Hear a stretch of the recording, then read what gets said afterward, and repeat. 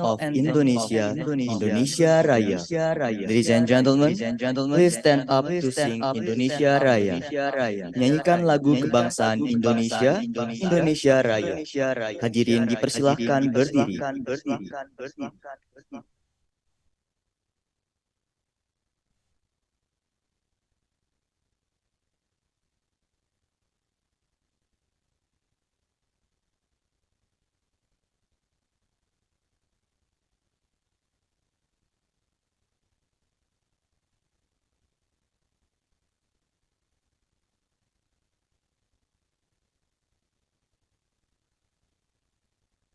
Recording in progress.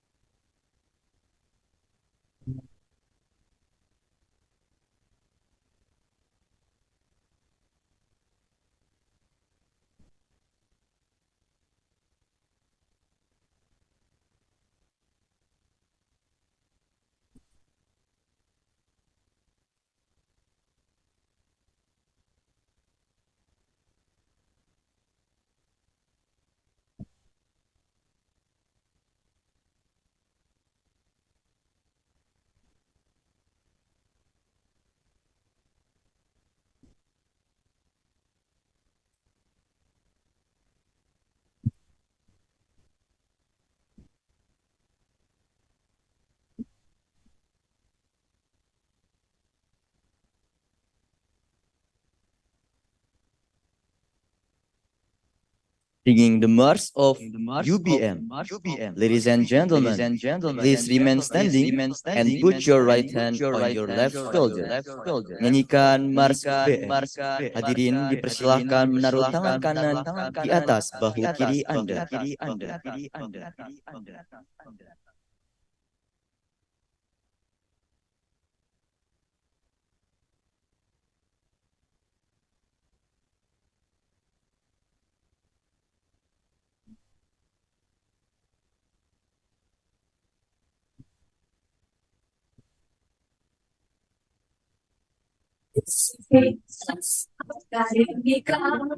Universitas inovatif, cemerlang, siap menghadapi tantangan.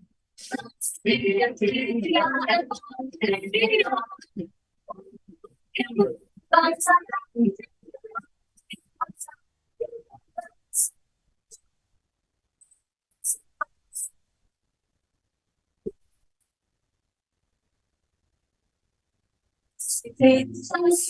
akademika, universitas Mulia, mulia, tulus dan jujur, berintegritas dan bersahabat.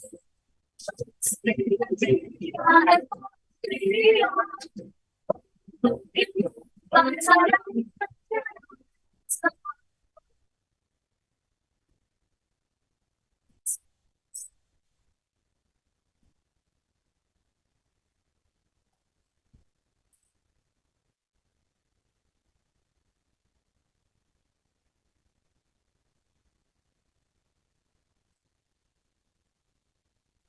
Ladies and gentlemen, please have a seat.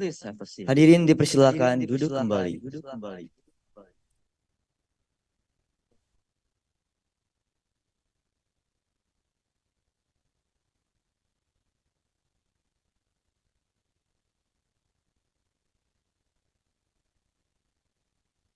Assalamualaikum warahmatullahi wabarakatuh. Shalom, salam sejahtera, Om Swastiastu, Namo Buddhaya, dan salam kebajikan untuk kita semua. Good morning, ladies and gentlemen. On behalf of University of Bunda Mulia, we would like to extend our warm welcome to all of you for taking the time to attend the International Seminar Creative Week at the UBM Grand Auditorium. It is an honor for me, Heriran Syaputra, to be the Master of Ceremony. Mewakili Universitas Bunda Mulia, kami mengucapkan selamat pagi dan selamat datang di The UBM Grand Auditorium dalam acara International Seminar Creative Week. Bersama saya Heriran Syaputra sebagai pembawa acara. Ladies and gentlemen, please allow me to inform you that among us here, we have the presence of Pelaksana Harian Rektor Universitas Bunda Mulia, Bapak Howard S. Giam, SE MBA, Direktur Akademi Kampus Serpong, Ibu Santi Sudarji, SPSI MOSO, Wakil Rektor Bidang Akademik, Ibu Kandi Sofia Senastri Dahlan, MBA PhD, Direktur Penelitian, Pengembangan dan Pengabdian Masyarakat and Quality Assurance, Dr. Chandra Wibowo Widianto SEMM, Dekan Fakultas Teknologi dan Desain, Dr. Franciscus Adikara Eskom MM, Dekan Fakultas Sosial Humaniora II, Ibu Leli Christine SEMM,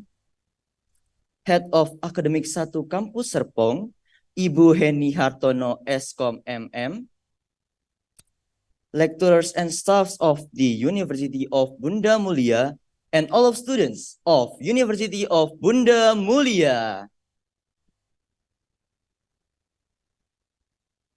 We would also like to thank our sponsors of the event, Denali Indonesia, Grand Picasso Hotel, and Teh Kocok. As a part of the Creative Week 2023, this international seminar is held by Interactive Design Study Program, Visual Communication Design Study Program, and Tourism Hospitality Study Program with the theme of Futuristic Digital Design. To open up the international seminar, we would like to invite the Dean of Technology and Design Faculty, Dr. Franciscus Adikara Eskom MM, to deliver the welcome speech. Please welcome Mr. Franciscus.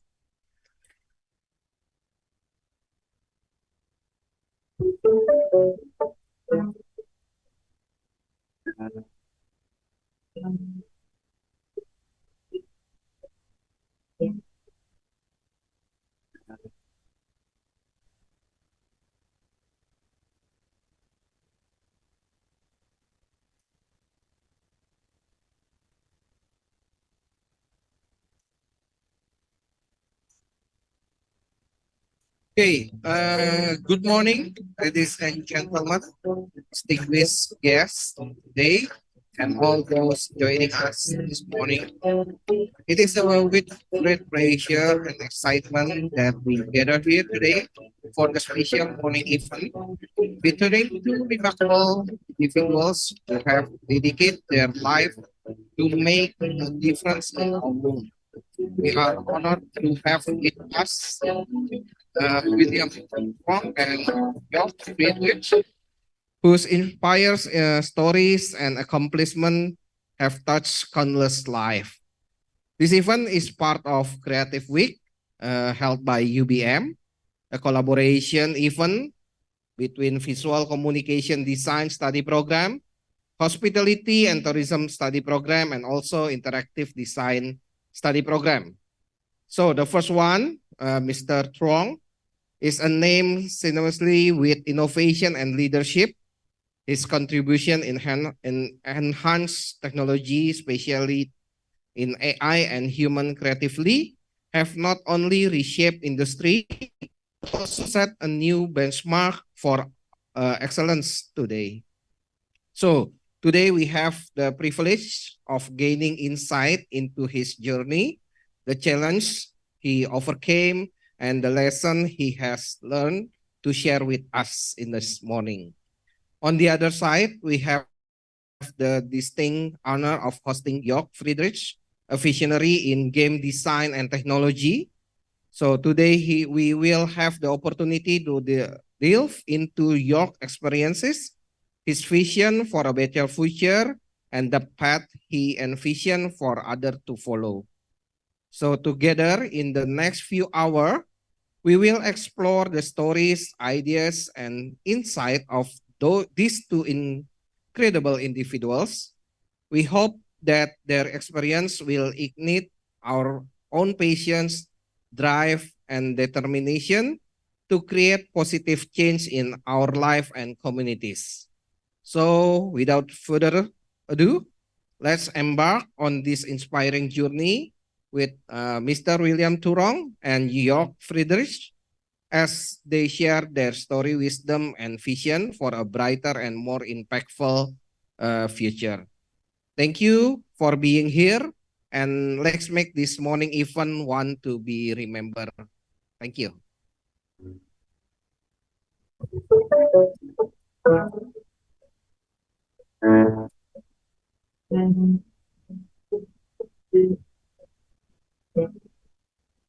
Ladies and gentlemen, we will start the first session of the International Seminar of Creative Week, Innovation and Technology in Branding Design by welcoming our first credible speaker, the Creative Director of Foodie Design Australia, Mr. William Truong.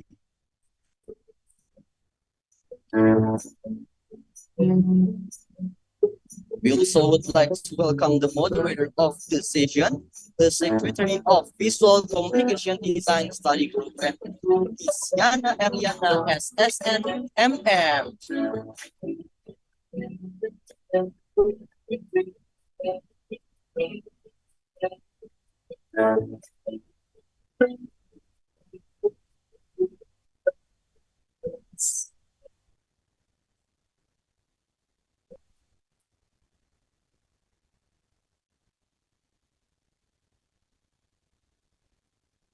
Oke, maybe selamat pagi untuk teman-teman sekalian ya. Jadi di Sabtu ceria ini hari ini ketemu lagi untuk seminar nasional dan hari ini kita udah kedatangan special guest dari Australia yang adalah seorang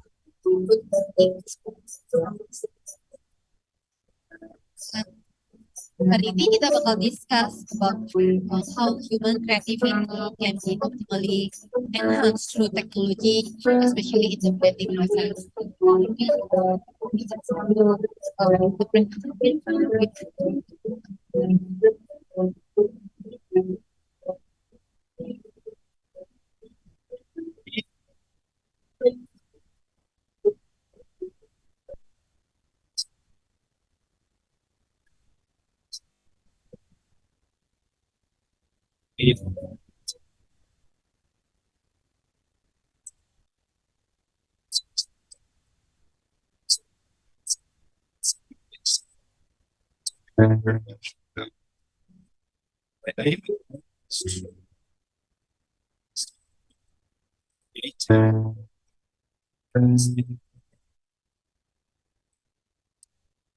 More creative in your field.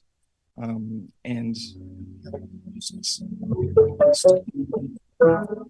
industries.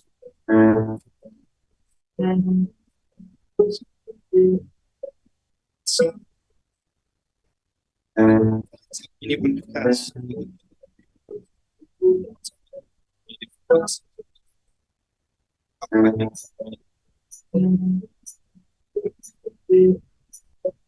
well, when you Google, it'll give you like 100 pieces of advice on how to be more creative.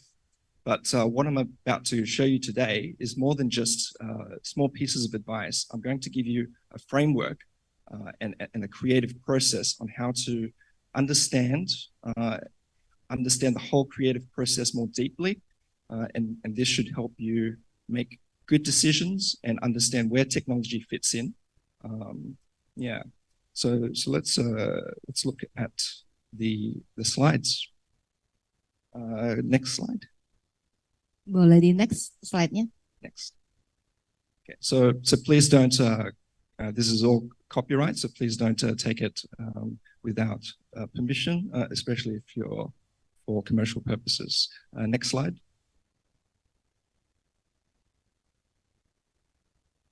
Next.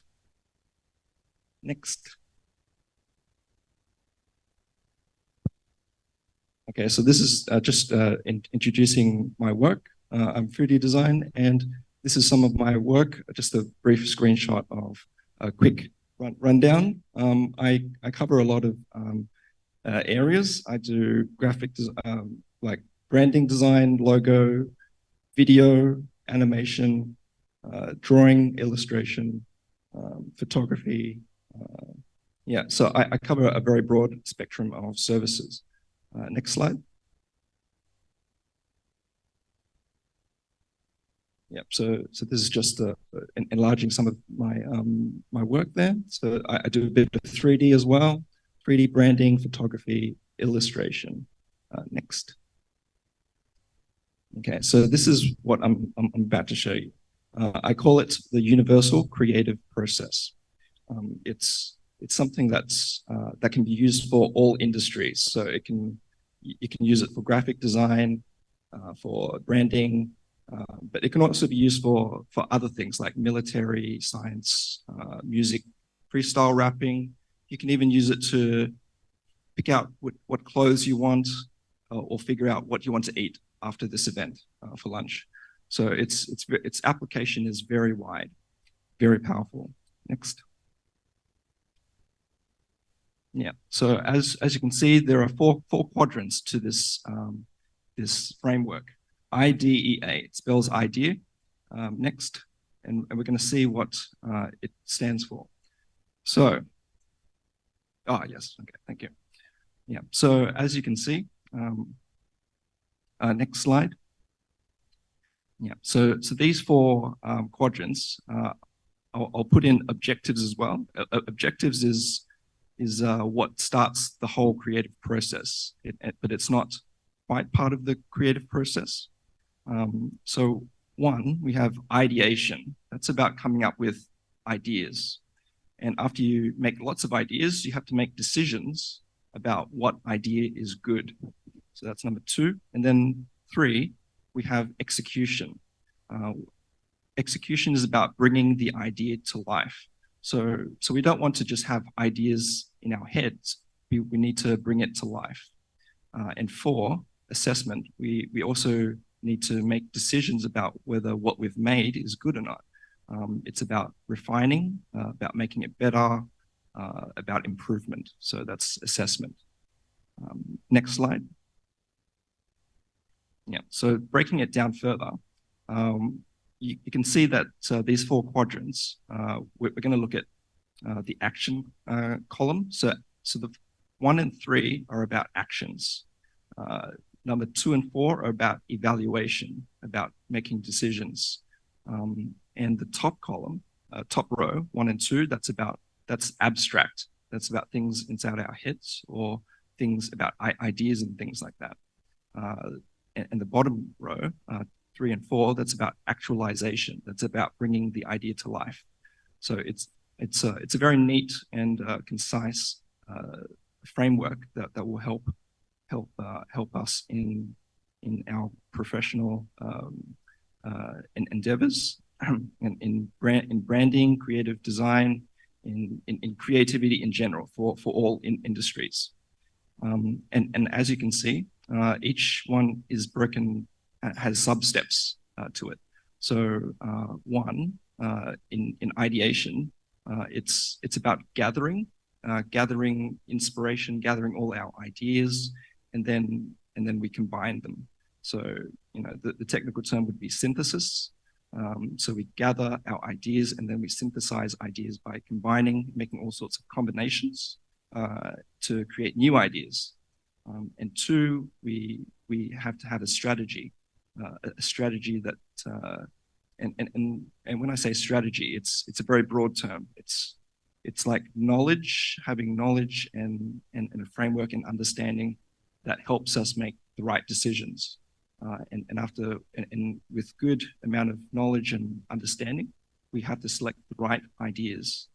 And then three, we use tactics. Tactics covers things like templates and structures, and knowledge of how to apply them.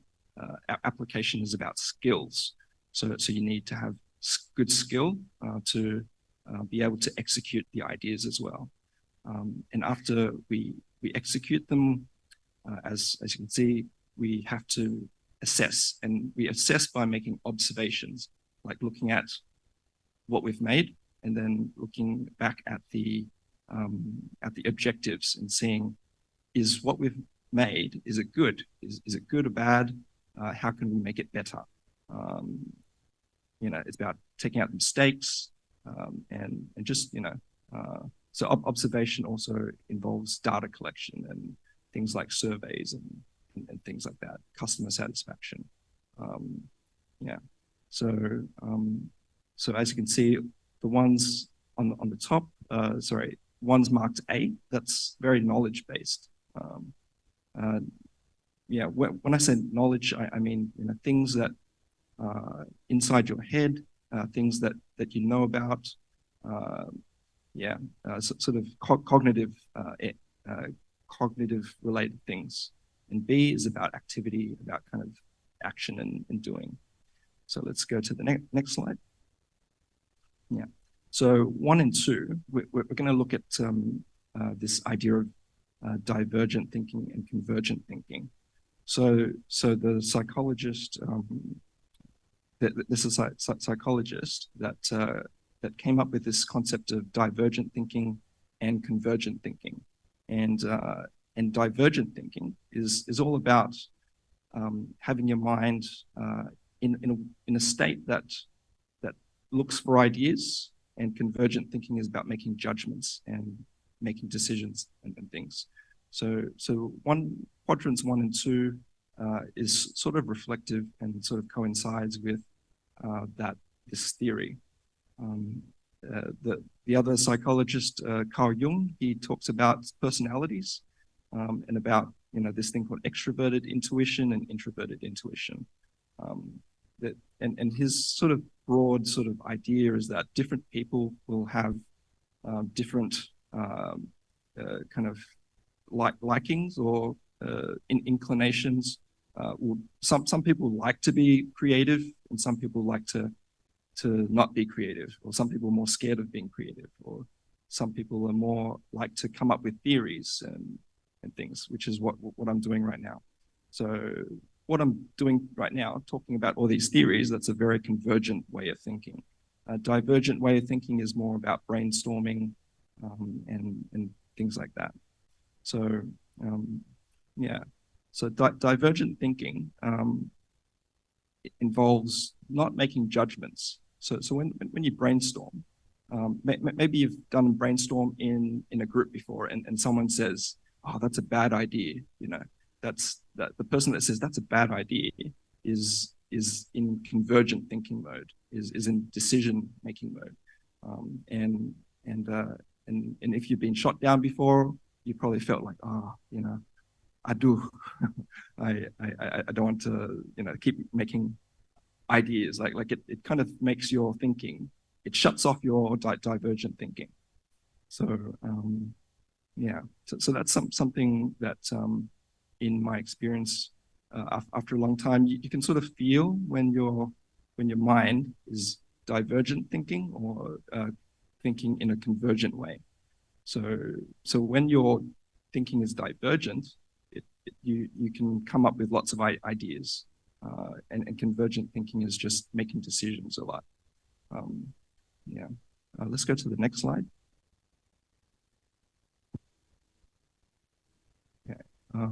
Next slide.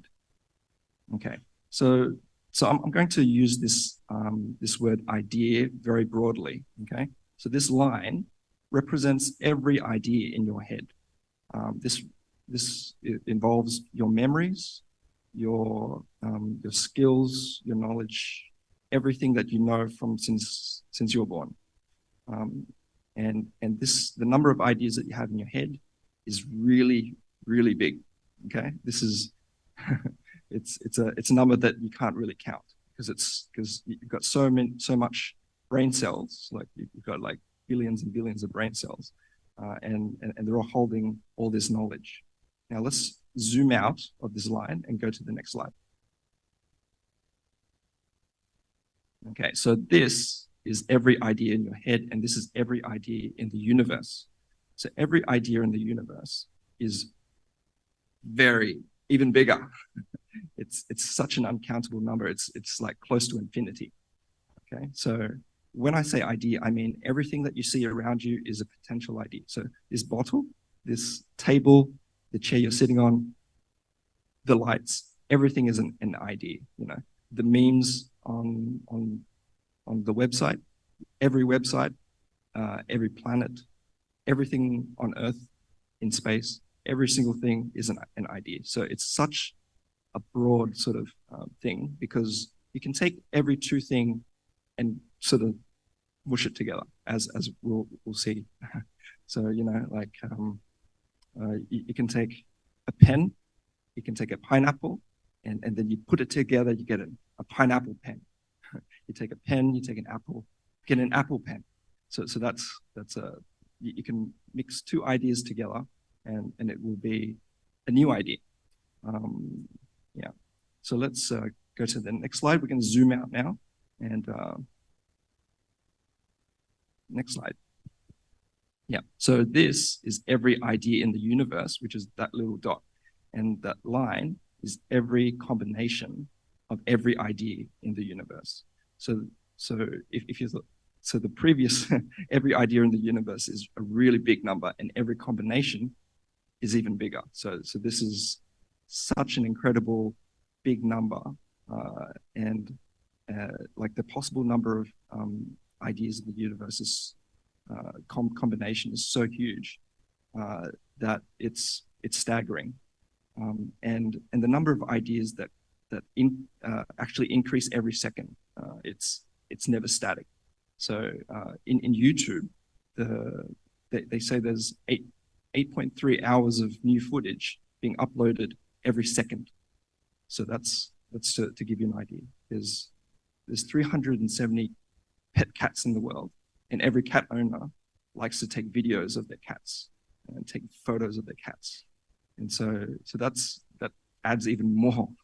There's so many cat videos on the internet, and so the number of ideas are growing every day, every second, and it's so big that a creative person, or you know, most people think, how do I limit that number? Like that's too many ideas. Well, it goes back to your objectives. So we have to be choosy. We have to select, you know, the right sources of information to combine, and yeah. So having a good source of inspiration will help us make the right combinations. So let's go to the next slide.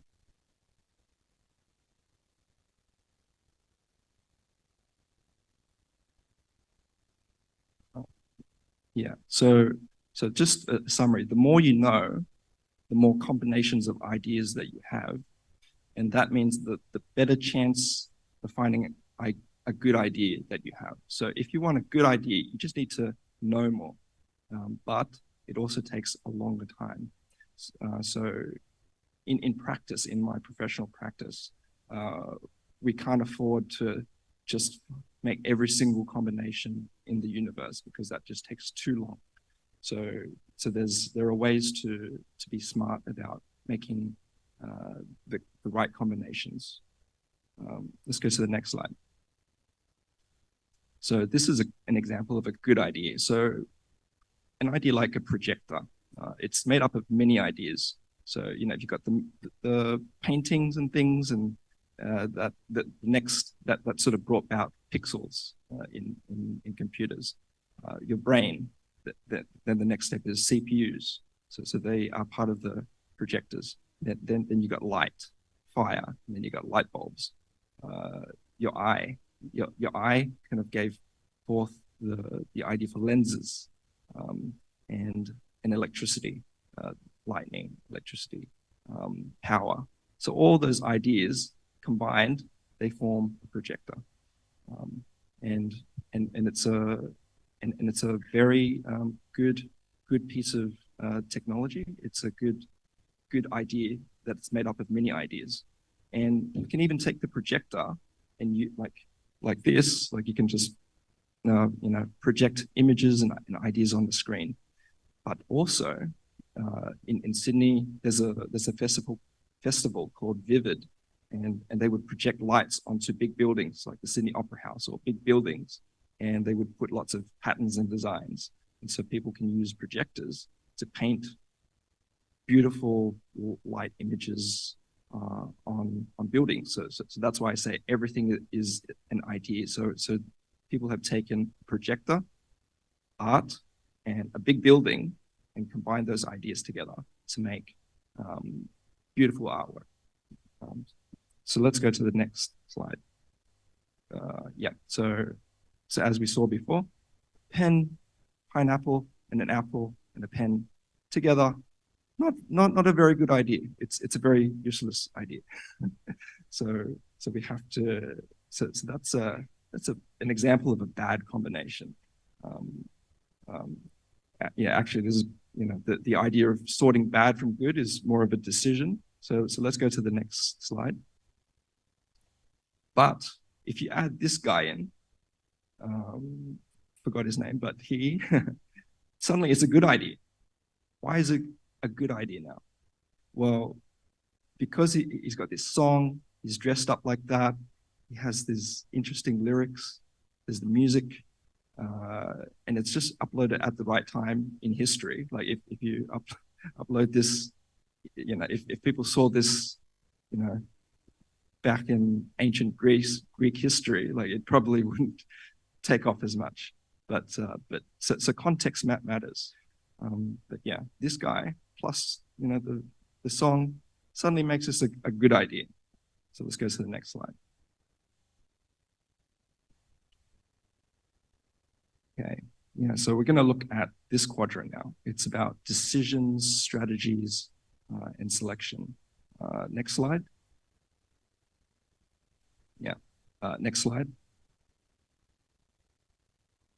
Yeah, so so on the left is what I would consider good design, decent design, and on the right is very bad design.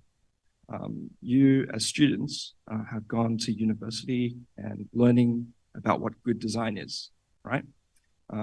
So you have a knowledge base of what good design is, but your clients, the people that you work for, haven't gone through university, and they haven't learned what good design is.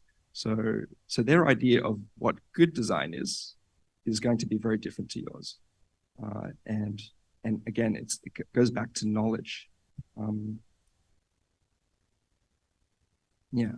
So go to the next slide. So to summarize, the more you know, the better informed you will be to make your decisions. But that doesn't mean that you're always right. But it does help.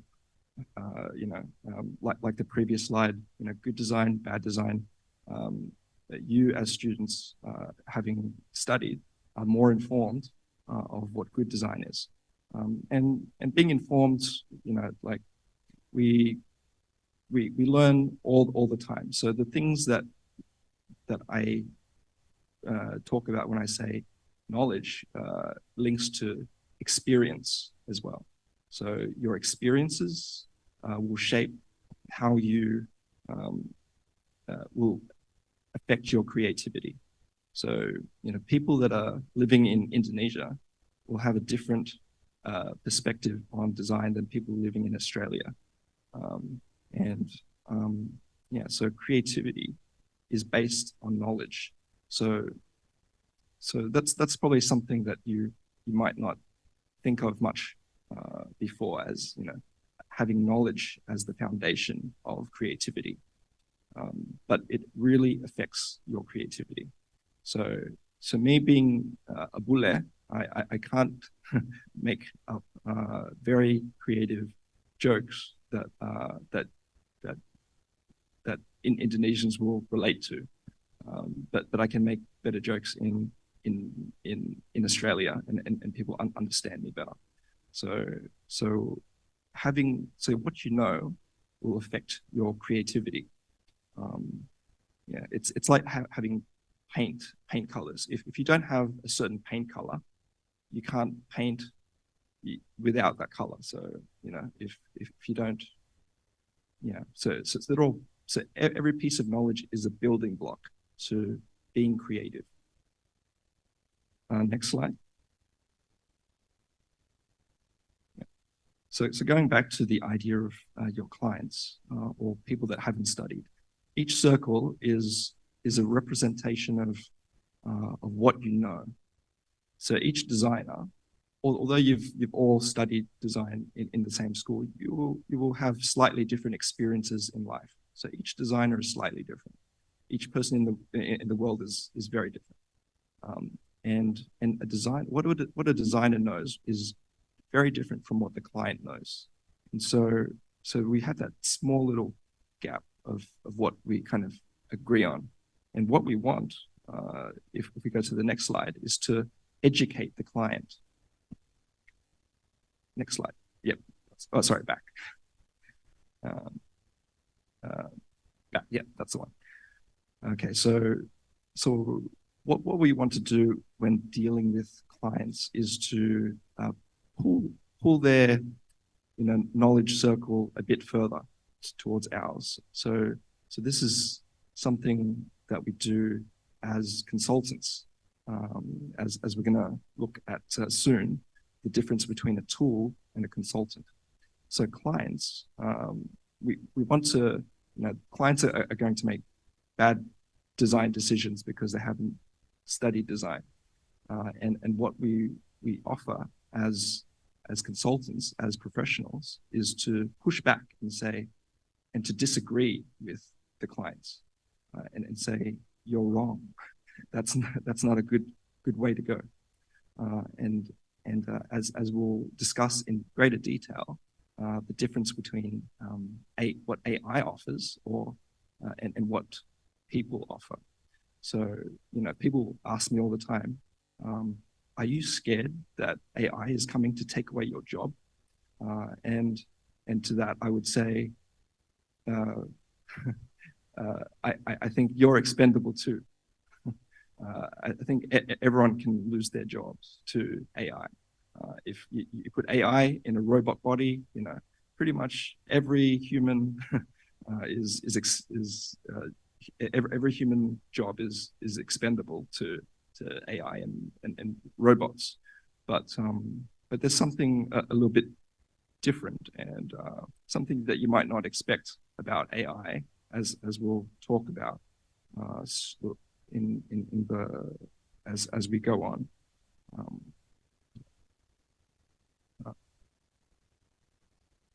Yeah. So strategy is about making good informed decisions. It's about having structure as well. So in my design experience, I've come across this thing called 7 Fascination Types by Sally Hogshead. She's identified there are 7 types of brands in the world, or 7 types of things that fascinate people, and I use that as part of my knowledge as a structure to make decisions. So that helps me in consulting with my clients. My clients, I try to figure out what brand type they are, and that gives me some structure to knowing how to what best images and and ideas to pick. So going to the next slide. Yeah, so there are quadrants 2 and 3.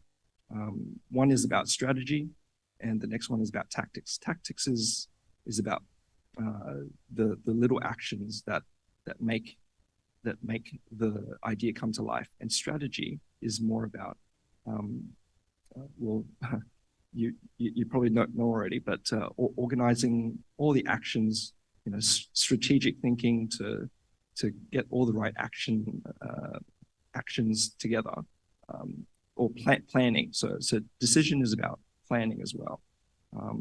So planning all the right actions that will carry out, that will lead to a good outcome when you execute them. So go to the next slide. Yeah, so we're going to look at execution. Yeah, so execution. Now, this is a very interesting quadrant, because this is the quadrant that I think most of us are thinking about when we think about AI. Yeah, but before we get to that, execution is about bringing the idea to life. So we have tactics. Tactics is also knowledge based. It's about what you learn. So what you're doing right here in uni is that you're learning all the knowledge that you need to be able to execute your ideas. And applying is about skills as well. So it's about gaining skills and knowledge. Let's go to the next slide. Yeah. So with AI, as you can see, people have taken this thing called mid-journey or stable diffusion, and they just mush ideas together. So AI technology like those ones I mentioned, AI image generators, they are most dominating in the third quadrant, which is execution, which has actually been happening for a long time now, since the Industrial Revolution. There are machines that take over human jobs, like car factories. People used to do most of the manual labor, but then over time people replaced people with machines, with machine factories. And even in music, we have people that play instruments that dedicate their life to learning an instrument, and then we have samples and synthesizers in music, which kind of takes over the skill of a musician. So we don't need to use a human musician all the time as we did in the past. So that's part of execution.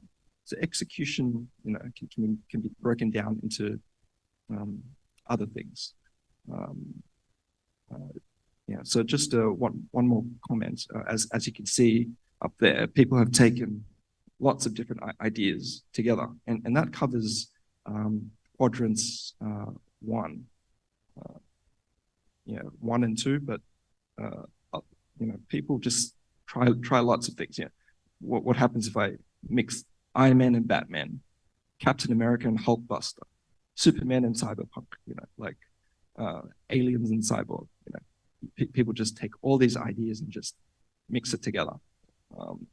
I don't know that their processes, but people can. I think they in the whole process they actually select a few. I'm sure there's a lot of rejects. Yeah. But in my experience, I've tried using some of this stuff, and I find that it's really bad in being creative. So back in quadrant 1, that's the quadrant where we want to come up with ideas, and AI right now is especially image generators isn't very good at coming up with ideas. You might ask ChatGPT, give me 10 ideas on things, and it might help you a little bit, but its knowledge base is also finite. It also has a limited number of things that it knows.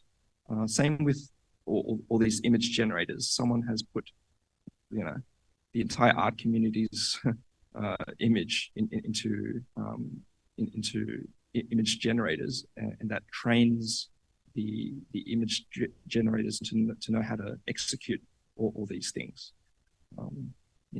But in my experience, image generators actually lowers my creativity. It doesn't help it because it's a little bit too slow for divergent thinking. So in divergent thinking, the kind of state of mind that you want to be in is a very fast and fluid sort of mind state. You want to use as little brain power as possible. So in quadrant 1, the step called combination, where you combine ideas, that's a very mental heavy task. It takes a lot of working memory, and so you have to think very hard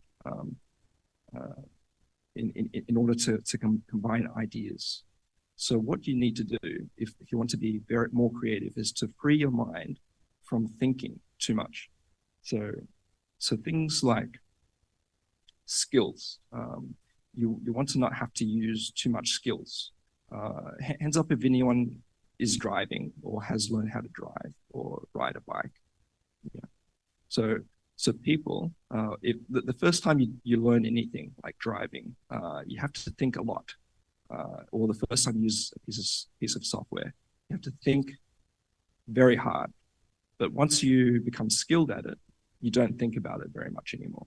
And that's a psychological, a cognitive function called automation. It's when you learn something enough that it becomes automatic, which means it's put into your long-term memory. So in idea generation, it's about using as little of your working memory as possible. That will help you be more creative. But things like artwork generation, that's about execution. So when you brainstorm, sometimes you might go down, you might create a few ideas, and then you start to be a bit of a perfectionist. So when you become a perfectionist during the creative stage, what you're doing is you're thinking in a convergent way, which is executing and making decisions. So the creative phase, the phase 1, needs to be on its own. It needs to be more open and not trying to make decisions. So so let's go to the next slide. So in execution, we look at the 3 things that make up execution are skill, labor, and time. So as creatives, you learn these skills, you give your labor to the project, and that takes up time. So and the thing is that AI and machines can either help us or completely take over. As we saw, AI can now have what seems like skill, and they do the labor of drawing, and they take very little time, and they don't ask for any pay, a lot less pay. So, but the other types of technologies is tools. So if we go to the next slide. So we've got tools versus automation. So as I take it, most of you are probably using Adobe Suite or something like that. There's lots of tools that will help you create your designs, your camera, animation programs, your tools in cooking, and and automation is what takes what does things for you. So there's lots of technologies that do that.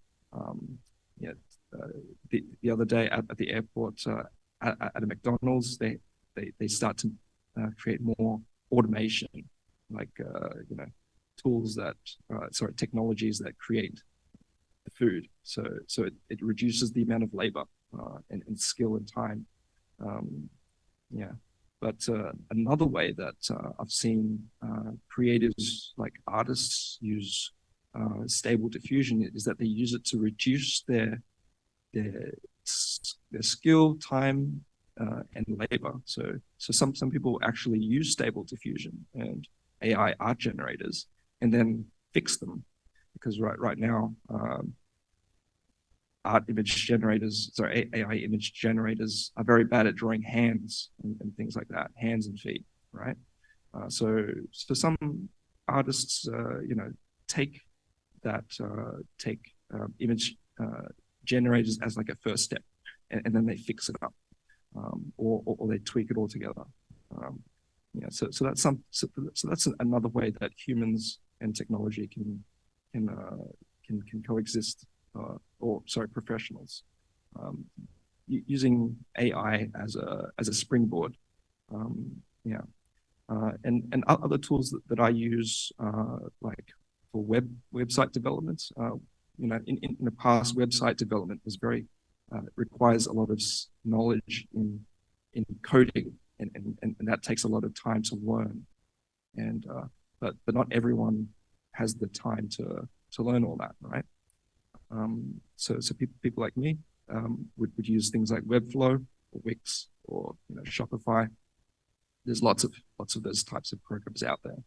So they become tools that help reduce the amount of skill required,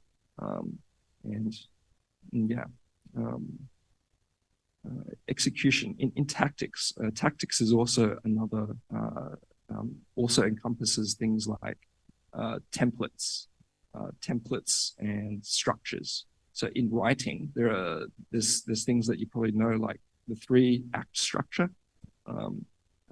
People think structure might lower your creativity, but actually it increases your creativity, because it's already done the hard thinking of deciding what good ways that you can combine ideas together. So really, structures and templates are things are kind of like decisions, good decisions that have been made for you. Or have you heard of the term? No need to reinvent the wheel. It's a term that means there's no need to think about the same thing as if you're doing it for the first time.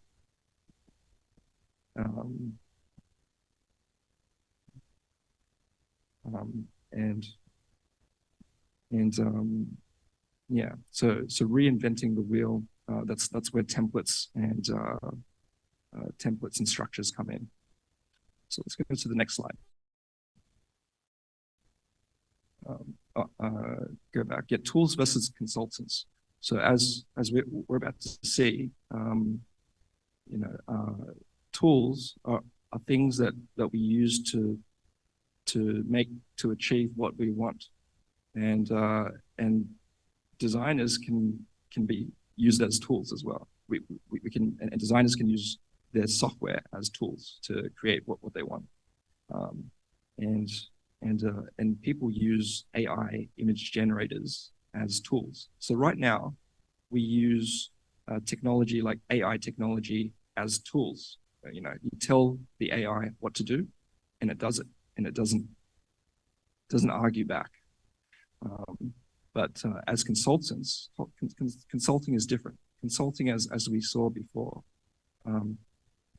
we can push back. We can say, no, that's a bad idea.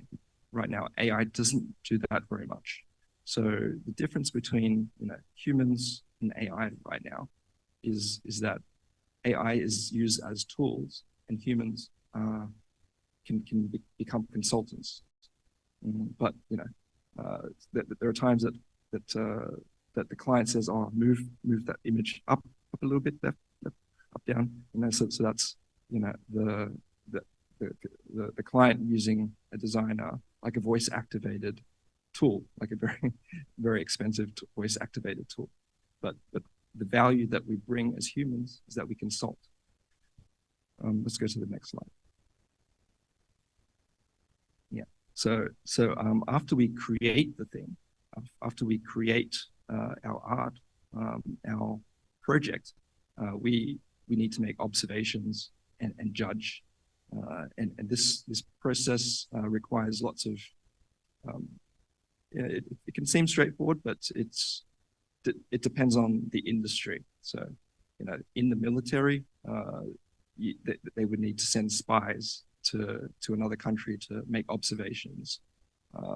As graphic designers, we try to read the face of the client and see if they're happy with it. Most of the time, the client tells you what they think, but there's also emotional intelligence. So being able to read people and find out what they need and what they want. So me as a consultant, the value that I've brought a lot of my clients is that I can give them what they didn't think that they needed or wanted sometimes. So, for example, another good example is the iPad. Before the iPad came, no one was asking for an iPad. The idea of the tablet has existed before the iPad. And if you were to ask people, how do you think, how would you like a computer tablet to be? And most people would maybe describe something that's like the Windows tablet, or we want it to be faster, we want better resolution or something like that. But Apple have been doing something that was more in the quadrants of 1 and 2. They came up with a formula. They gathered what they know. They tried to figure out how do we make the computing tablet better, and so they came up with a solution that no one was asking for, and so they came up with the iPad and the iPhone as well. So people weren't asking for the iPhone either. People just thought Nokia, that was it. So people's knowledge and exposure and experience influences creativity. So before Apple came up with these things, people's exposure and experience with phones and tablets were very limited. And what Apple did was that they were being creative. They were making good decisions. They looked beyond what has been done, and they made something that was new. And now they've changed the phone and tablet industry. So let's go to the next slide. So just an example of my processes. So I would start with gathering inspiration. I would go on Pinterest or stock images, or there's like tons and tons of ways that you can gather inspiration. Some people take photos. You can look at magazines and things like that. But it's about gathering first. So I would gather images from Pinterest very quickly. That helps me be in a very creative sort of divergent thinking mode. So I would gather images like at 100 images per minute, just going like that, like very quick. And so next slide. And then I would combine these ideas. I would do it very quickly also. Next slide.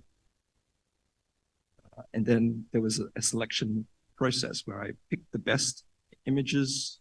I collect, sort, organize, different sketches. Next slide.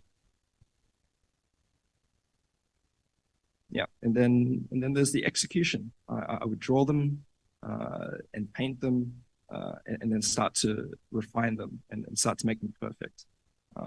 So assessment and execution. That's when you make it, and then you make it perfect. So you wouldn't do these sorts of steps in phases 1 and 2 because it takes too long. If we were to execute everything perfectly, the project would cost too much, and that would blow out your budget. So in practical sort of way, we try to economize by doing the creative stuff very quickly and being perfect for the later stages. So, you know, if you were to get a job, try to get a job as a creative designer, and you say, "Oh, I'm a perfectionist," that's a red flag for me. That means that you're not going to be very creative, and you're going to blow out the budget. So keep that in mind. Being a perfectionist is good in steps 4 stage. So next slide. Yeah. So think that since time is up, this is something that you can use. Think about. What are you going to eat after this event? You might gather a bunch of ideas on Google Maps. Web search. The best places to eat, and then you think, what's this going to do? Are you going to eat with your friends? Maybe someone that you like. And then how do you go about it? You walk there, you travel there, you eat, and then you observe the event. Was it a good experience? If it's a good experience, then you think about it. Let's do this again. Or that restaurant was bad. Or I shouldn't have said that joke. Or with your friends, or things like that. So yeah, so that's so we need to wrap it up now. Yeah, thank you. Okay, thank you for your very insightful presentation. Yes, can give applause first. Actually, tadi William baru aja menjelaskan mengenai framework berpikir ya, bagaimana dia membagi menjadi 4 kuadran, di mana tadi dia jelaskan dari mulai mencari ide, terus hingga pada akhirnya menentukan decision, baru execution dan assessment. Dan di dalam 4 kuadran itu mungkin tadi terlihat ada kuadran-kuadran tertentu yang di mana teknologi ataupun AI itu ikut berperan gitu dalam situasi sekarang ini gitu. Okay, William, maybe now we going to the Q&A because we have audience beside in here. We also have another campus in Serpong. Maybe we can see from the campus Serpong. Can we connect to the campus Serpong?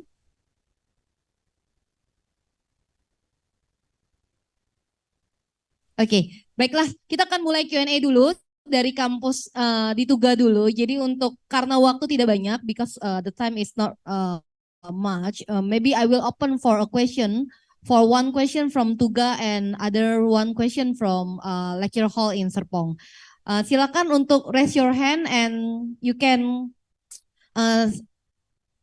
raise your hand and maybe panitia boleh dibantu untuk temannya. And please remember to state your name and your major first before your say your question. Di sana yang tengah mungkin boleh dibantu panitia. Actually I have a lot of question ya. Tapi karena waktu nggak banyak kita satu dulu ya. Dan dari LH apakah sudah ada bisa terkoneksi dari kampus Serpong? Oke, yes. Halo. Ya. Mic-nya udah diberikan yang di tengah ini?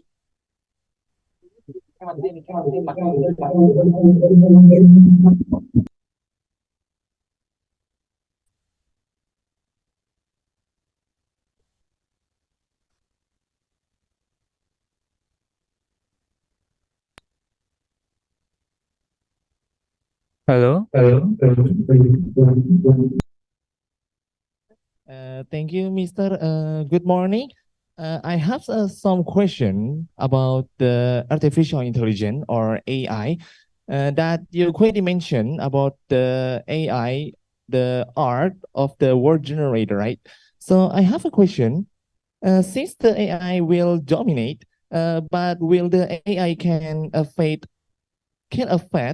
how the idea that we actually create, and absolutely the decision that how AI can maybe affecting how that we can create the creativity or maybe any that require brainstorming. Thank you, sir. Okay, maybe the question is like, because AI is become more sophisticated nowadays. In your opinion, do you think AI will be change or replace our creativity, thinking, or? Thank you for the question. So, can AI replace be creative? Like, can AI do phases one? So, phase one is about ideation. So, as we saw before, creativity requires a knowledge base, and our knowledge base and our experience is like this circle. AI's knowledge base is another circle, and it might be a very big circle, but we will have different circles, different pools of knowledge. Sorry.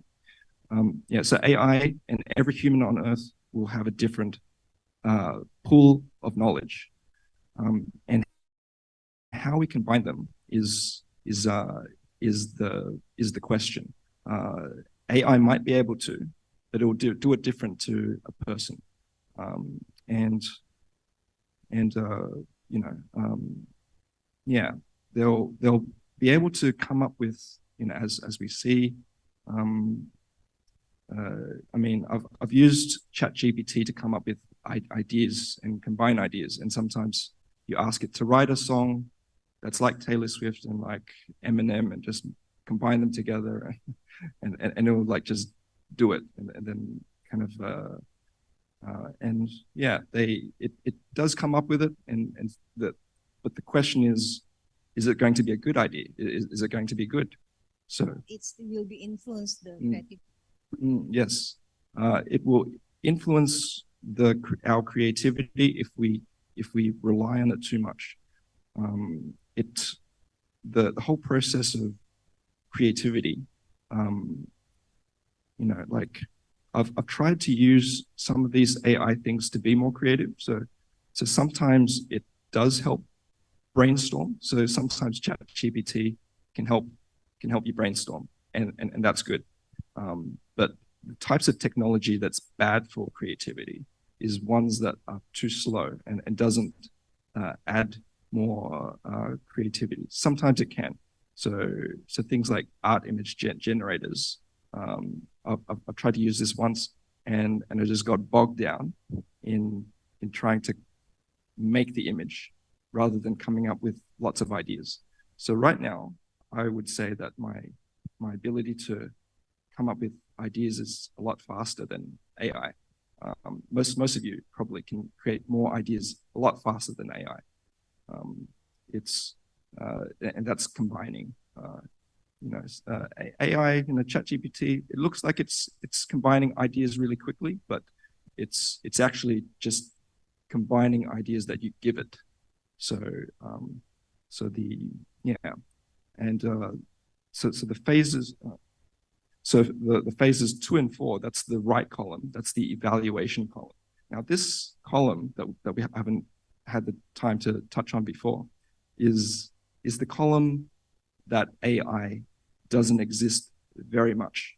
So with this 4-quadrant framework, it helps us to understand how AI fits into the creative process. Right now, it fits into quadrant 3 a lot, but in quadrant 2 and 4 right now it doesn't. So that's where consultation comes in. That's where human decision comes in. And a funny thing happens if AI covers the column 2 and 4. That's evaluation. In my opinion, I think for AI to be able to do 2 and 4, that's the right column. That's decision and assessment. AI would need to be self-conscious, self-aware. That's what they call the singularity, the technological singularity. That's when AI can think for itself, and that's when AI can disagree with you. So it then becomes no longer a tool, but a consultant. So it's like AI becomes a person, or almost a different person with a different opinion, with a different experience or worldview. Yeah, and so that becomes very different. Like it's not what people expect, I think, and AI, because right now people are so used to AI as being a tool. You know, you tell the AI what to do, and it does it without arguing with you. But if AI becomes self-conscious, it can then argue with it. Yeah, so that's going to be very different, very strange. Oke, jadi mungkin kalau saya simpulkan adalah sebenarnya kalau mempengaruhi tidak mempengaruhi pasti terpengaruhi, tapi penggunaan AI ini pada 4 kuadran itu hanya berposisi pada ketika kamu menggathering information atau mencari ide, tapi ketika pas sampai tahapan penentuan, decision atau assessment itu sebenarnya lebih banyak dari kitanya gitu. Jadi secara creativity harusnya in the creative thinkingnya mempengaruhi kita untuk menggather information lebih banyak aja sih gitu. Itu tadi pendapat dari William. Semoga menjawab pertanyaan tadi. Oke, William, now we already connect with the lecture hall in Kampus Serpong. There is any question from Kampus Serpong? Apakah mendengar suara saya? Oke, can open mic for... Oke, sekarang kita akan ada yang mau bertanya di sini. Silakan. Boleh perkenalan diri dan pertanyaannya. Halo, selamat pagi. Nama saya Hanalain Marian dari Kampus Serpong. Saya merupakan Prodi DKV semester 7.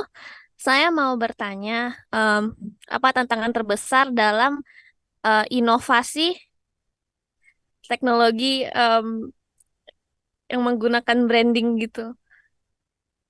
Oke, Bentar. Oke, thank you. Pertanyaan, the question from the Kampus Serpong, this is come from one of our VCD student in the 7th semester. She is asking about what is the biggest challenge of the AI innovation or the technology innovation nowadays for the whole process of the design branding process. Biggest challenge.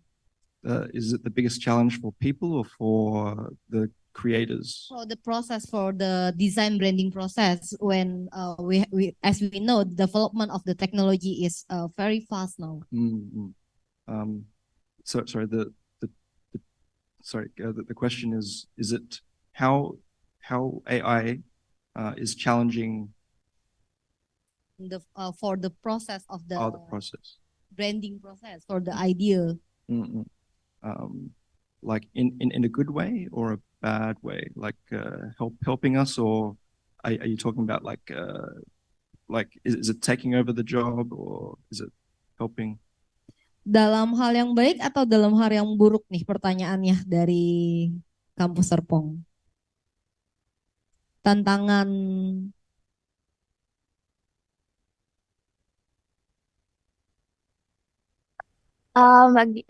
dalam hal yang baik ya, Miss. maybe in a good way. Okay, challenge. So how AI can help us, or is it more about? Maybe I think it's more like what is the biggest challenge for us as the creative person when we do the design process, and then but the technology is step in on this process. Okay. But maybe in a good way. In a good way, okay. I think some of the challenges, I guess, I mean, in my experience with using things like art image generators, is that it's very bad at refining images. So if you say, you want to fix just a small part of the image, it has to do the image all over again. So it kind of doesn't spot fix. It fixes, it has to give you a brand new image. So that's some of the complaints that I hear a lot about from people about using art image generators. But that's one industry, that's painting, or from a branding point of view, I haven't found art image generators to be that useful for me. Sometimes it can give me ideas, but the ideas shouldn't be used because art image generation is very execution based, and it takes like a minute or a few minutes. That time gap can lower your creativity, I think. I find that it doesn't always help me.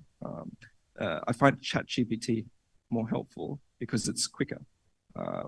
If you want to have a more divergent way of thinking, like having maximum creativity, it needs to be very fast, and it needs to be, you need to not think very hard.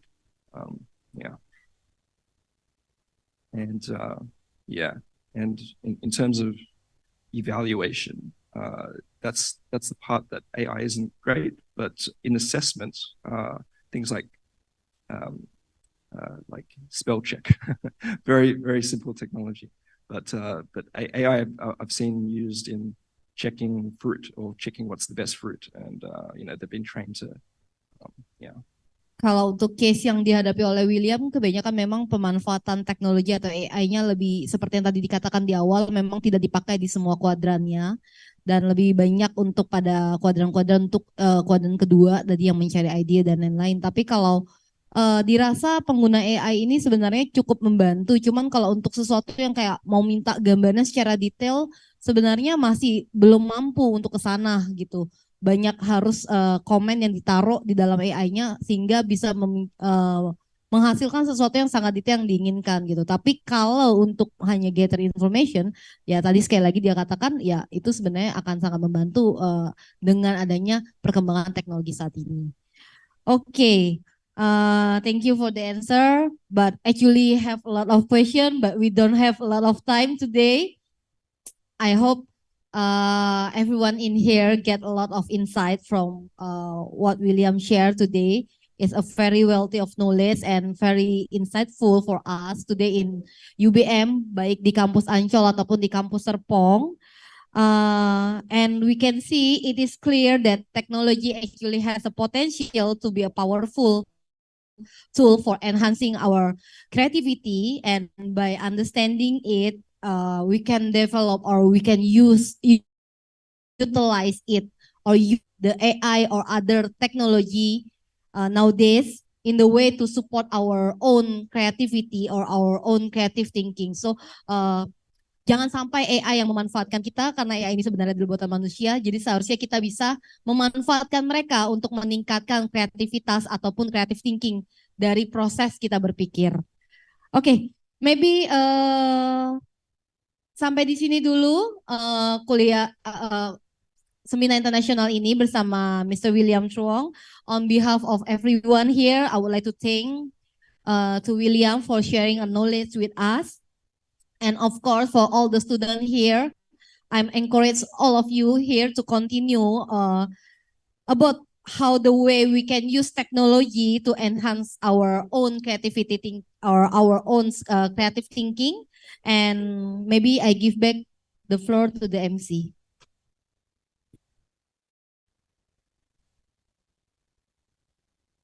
Mari kita berikan tepuk tangan kepada Mr. William dan Miss Yana. Thank you, Mr. William and Miss Yana.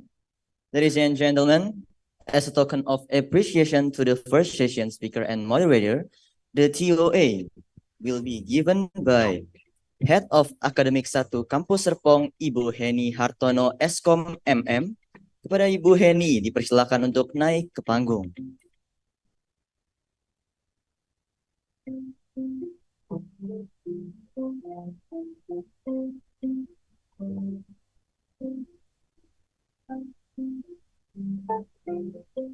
First TOA will be given by Ibu Henny to Mr. William as the speaker of the first session.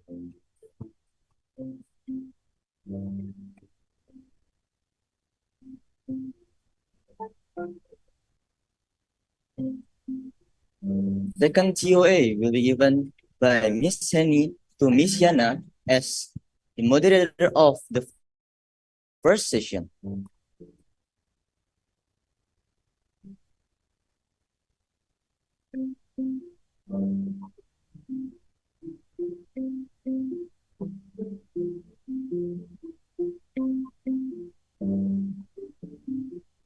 Everyone on the stage, take eye to the camera in 3, 2, 1. Another shot. 3, 2, 1. Okay, thank you, Mr. William, Miss Yana, and Miss Henny. Please kindly have a seat.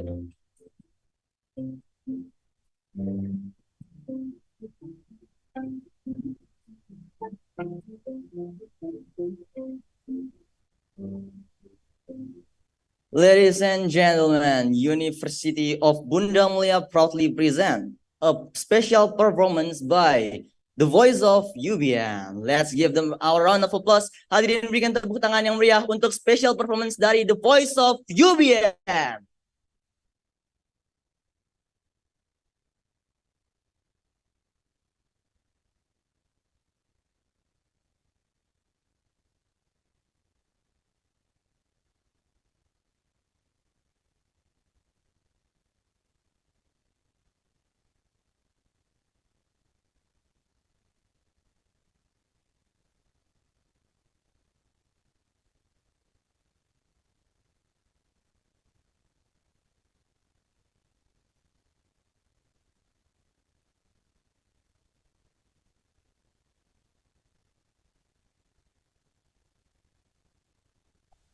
Selamat pagi semuanya.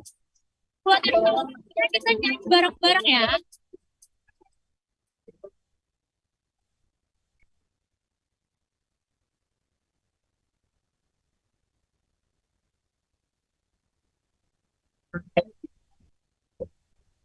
Sejak pertama bertemu dirinya, hati tak bisa berpaling darinya.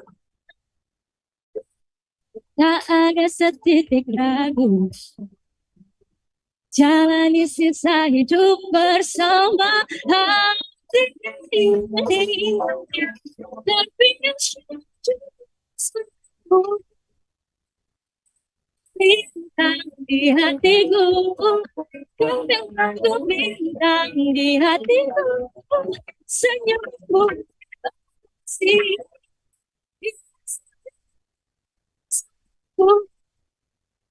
jadi bintang di hatiku,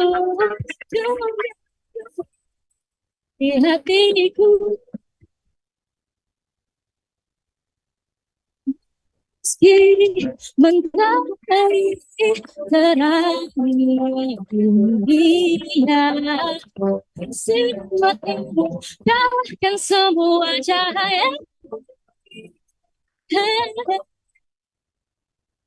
Tak ada setitik ragu, jalani sisa hidup bersama hati ini. Terbincang bersamamu, bintang di hatiku, di hatiku, senyummu masih hiasi bintang di asmaraku, menjadi bintang di hatiku, kamu bintang di hatiku. Yeah.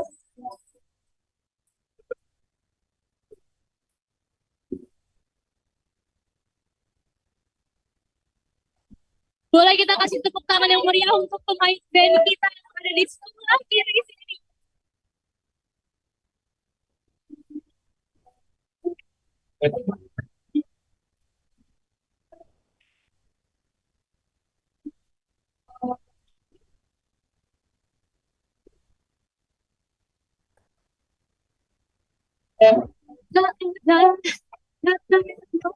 Biaskan rasa cerita antara kita berdua. Bintang nurani, sinarmu terang abadi.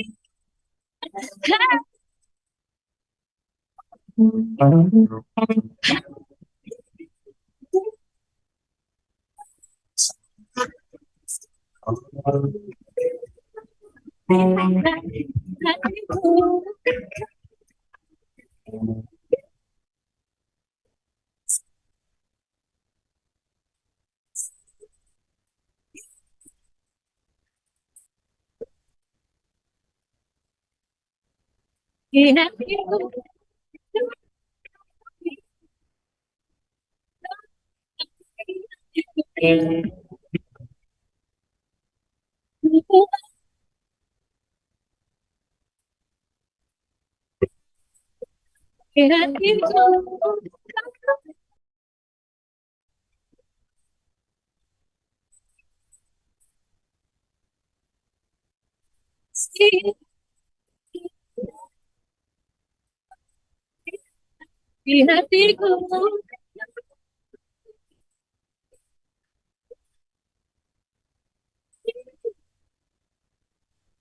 Terima kasih.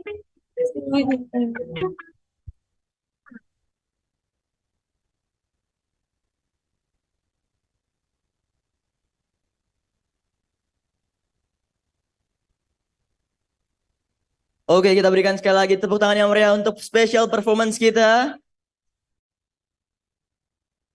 Moving forward to the second session of the International Seminar of Creative Week, Innovation in Game Design Technology.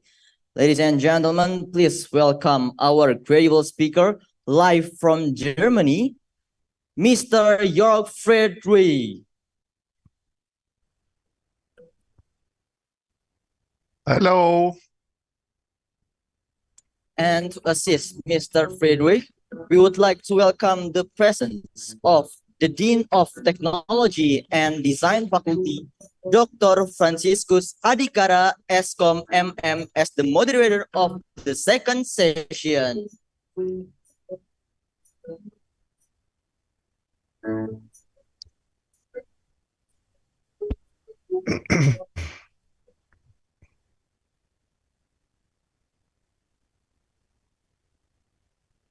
Okay, good morning. Good morning, Mr. Yok. How are you? Good morning. Okay. Can you hear my voice clearly? I can hear you very well. Thank you. Okay, thank you very much. I think there is a very early morning. We ask you to join us today. So, the second speaker is Mr. York Friedrich. Is it right pronunciation or spelling, Mr. York? Yes, that's right. So Yeah. he is a co-founder and game director for company Paint Bucket Games. John Fredericks is the game director and co-founder in Paint Bucket Games and developer of Beholder 3 and Through the Darkness of Times.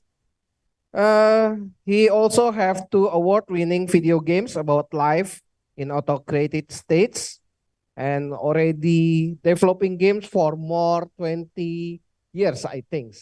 So, without further ado, I think the screen is yours. Thank you. Thank you very much. Thank you very much for having me. I'm not allowed to share my screen. Can someone enable me to share my screen? It says that the host doesn't allow me to share the screen.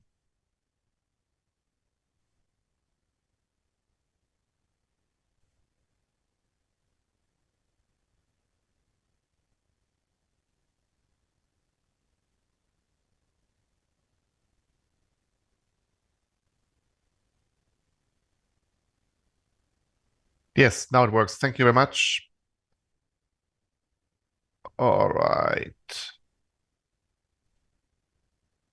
Okay, can you see the presentation now? Yes. Yes, it's already shown. Okay, thank you very much. All right, yeah, thank you very much for having me. I'm here to talk to you about innovation in technology and game design. Yeah, my name is Jörg Friedrich. I got already introduced. I have been working in games for 20 years now, starting in 2003. I have been working in for the most of the time I've been working in what you call AAA fields, so like with big studios, 150 people upwards, working on very large projects. Here are three of them. The first one is called Spec Ops: The Line. The second one was Dead Island 2. Projects that have been in developed. The last one is Albion Online that you see here. All these projects have been in development for more than 5 years. In 2016, I decided that I need to things a little bit different. I had been working in games for more than 12 years, and uh, I wanted to try new things and explore the field of games in terms of like what else can you do with them than telling stories about fantasy, zombies, or military. So I founded my own studio together with a friend and coworker, Sebastian, in the heart of Berlin. We are from Berlin in Germany, from the capital. And we founded our own little indie studio, trying to make smaller games, but also games that are innovative in a way that they try to tell new themes and stories that haven't been tried in games before. We are a part of an indie game collective called the Saftladen. The Saftladen is like, it's an indie game collective, so you can think of it similar to an art collective. So we share the room. We have a large office in the middle of Berlin that we can share together. There are lots of like smaller companies, but also even freelance individuals, and we all help each other out with creative questions, look at the work of each other, but also help with administrative stuff while we still are independent companies, which is really very helpful. Has been very helpful over the last couple of years. Here's a couple of games that we made in our studio. It's not all the games we made, but some of them. Our debut was Through the Darkest of Times, which was a historical game about the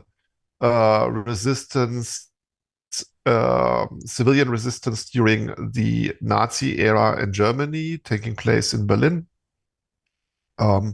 which was very successful. It's a very small game. It's something that just my co-founder Sebastian and I worked on for 2 years, and then later we had like a smaller team of 4 people. Then we made a game that is a little bit like a Stardew Valley kind of game, but in after World War One. So again, a historical background. That's kind of our thing. Games with these historical backgrounds. Force Abroad was a co-production with an institution in Germany that takes care of German history. It's a game about a forced laborer, a Dutch teenager who gets forced to work in Germany during World War II. Beholder 3 was done for a publisher, for Alawa. That's a game about a fictional autocratic state, and where you play like a spy for the state and have to survive and spy on your family. The Darkest Files is our current game. that is a detective game, like you can think of it somewhere like Obra Dinn, and yeah, and that's still in development. It's coming out soon next year. It's probably our biggest game so far. And the Wer war Wilhelm, this very German one, was also a co-production done for a museum. So this is kind of our mix. We do our own projects, like the ones that we fully fund ourselves and want to get out. And then we do games as like for hire, which helps us to survive as an indie game studio. And the kind of games is we're not only doing classical games, but we are doing so-called serious games. So they often teach people things. In our case, it's often history, but right now we're also co-developing a game about renewable energies and how to use them. Yeah, the games have been moderately successful, I would say. So they were doing okay in sales, but they really tend to win a lot of awards, which is also nice, and sometimes also comes with some money, which is nice. And they also steer up a lot of attention. Here, some of the media that we got covered in with our games, like of course places like the New York Times or the Times are pretty nice to be at as a small indie game studio like ours. Yeah, so much about me and us. I would like to talk about innovation, technology, and game design today. And my main focus here will be the way how games tell stories, because I think that if we look at the pure technological point of things, it's not that interesting. I think it is where art and technology meet. That is where the magic happens. And I think also this is like where the real interesting innovation has been happening for the last, let's say, 40 years. Games are driven a lot by external influences. But also games are a driving force on technological development. And I think games have shaped drastically how we as like humankind tell stories.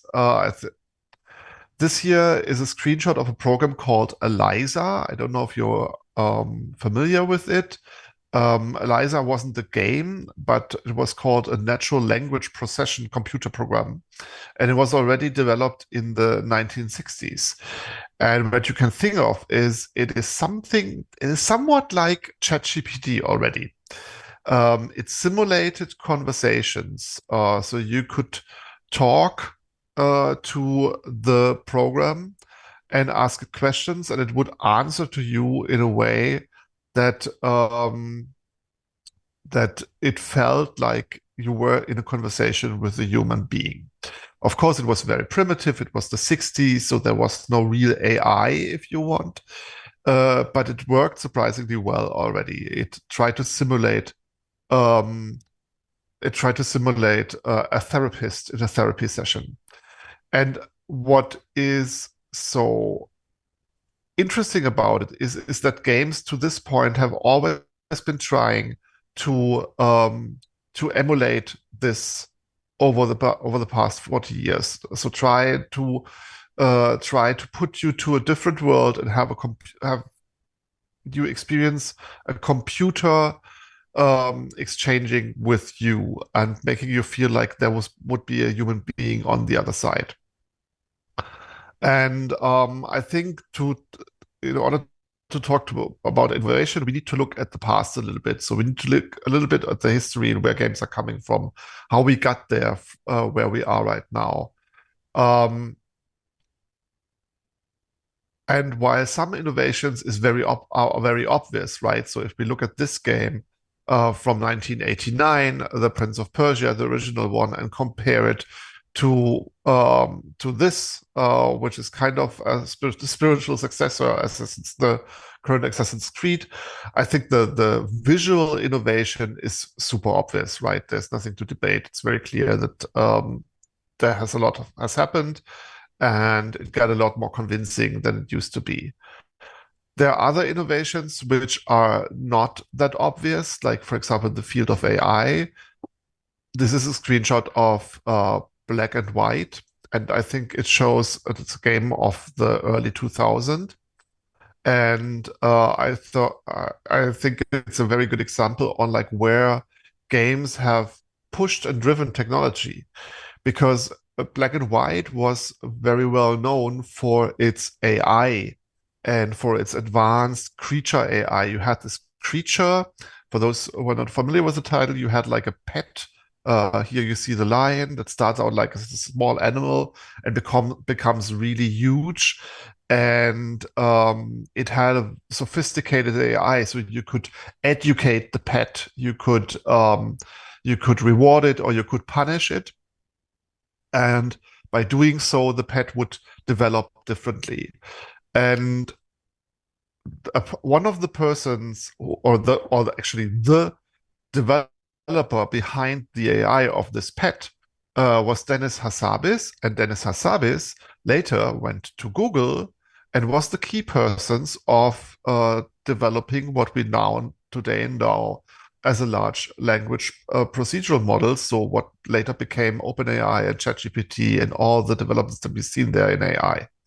So he was coming from games, and the first steps he was doing in the field of AI were done in games. And of course, games also, on the other hand, have been driven by technology. The appearance of smartphones has changed a lot how we game and how what kind of games are done.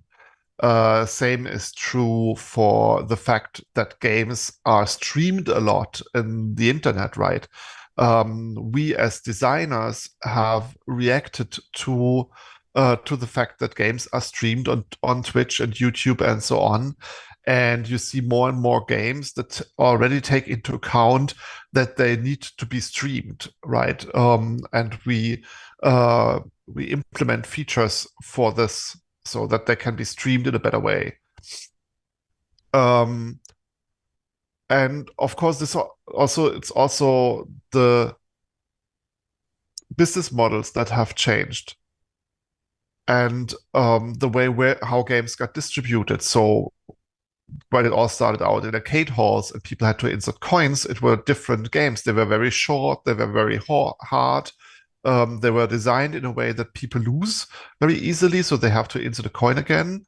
While at the point when games came home and came to the TV, suddenly longer games were possible, and games that even told a story were possible, something that would never have been done in an arcade hall because it wouldn't make sense.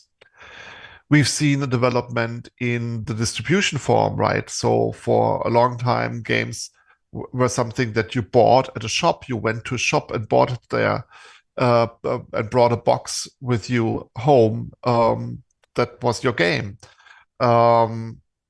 This has changed with games becoming almost exclusively digitally distributed. Yes, you can still buy boxes, but like what's really important now is the channel of games being on platforms like Steam or the app stores. And yeah, there are trends that are dead ends, right? Does anyone still remember the play to earn revolution? That was something happening just a year ago. It was still in fashion in 2022, but it was only there for like a year or so. So the idea was that people, while playing certain games, would earn NFTs, and by that become somehow rich. This has crashed together with the entire crypto gambling over the last year. And it's basically nowhere to be seen right now. what it took with it, and I think what not justifiable was that it took the metaverse idea with it, but we will come back to that later. And yeah, with the change of distribution and so on, we also seen an innovation of business models. And like right now, what we see, besides free to play and still classical premium games, we see more and more subscription models, like similar to Netflix, which also now does games. We have the Xbox Games Pass, where you pay once a month and have access to their entire library of games and can play them.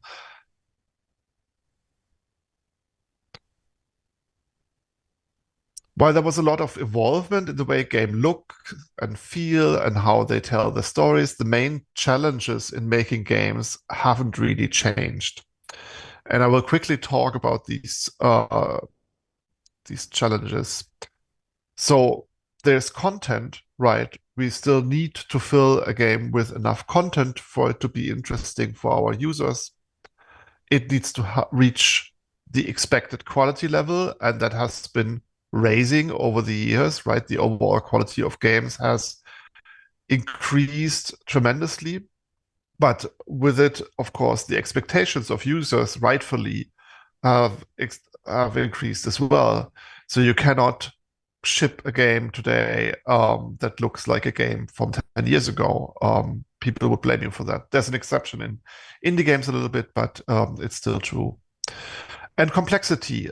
Games are a complex manner, and especially if you start to tell out stories that go in different ways, you can lose track easily and fail in managing the complexity in both planning out the game and developing it and delivering it. So let's talk about content developing. What has happened here? What is meant by content? Well, I already talked about this. I jump over there. I'm late anyway. So, okay. Yeah. So if you don't deliver on this, you will have users who really who won't be happy with what you deliver.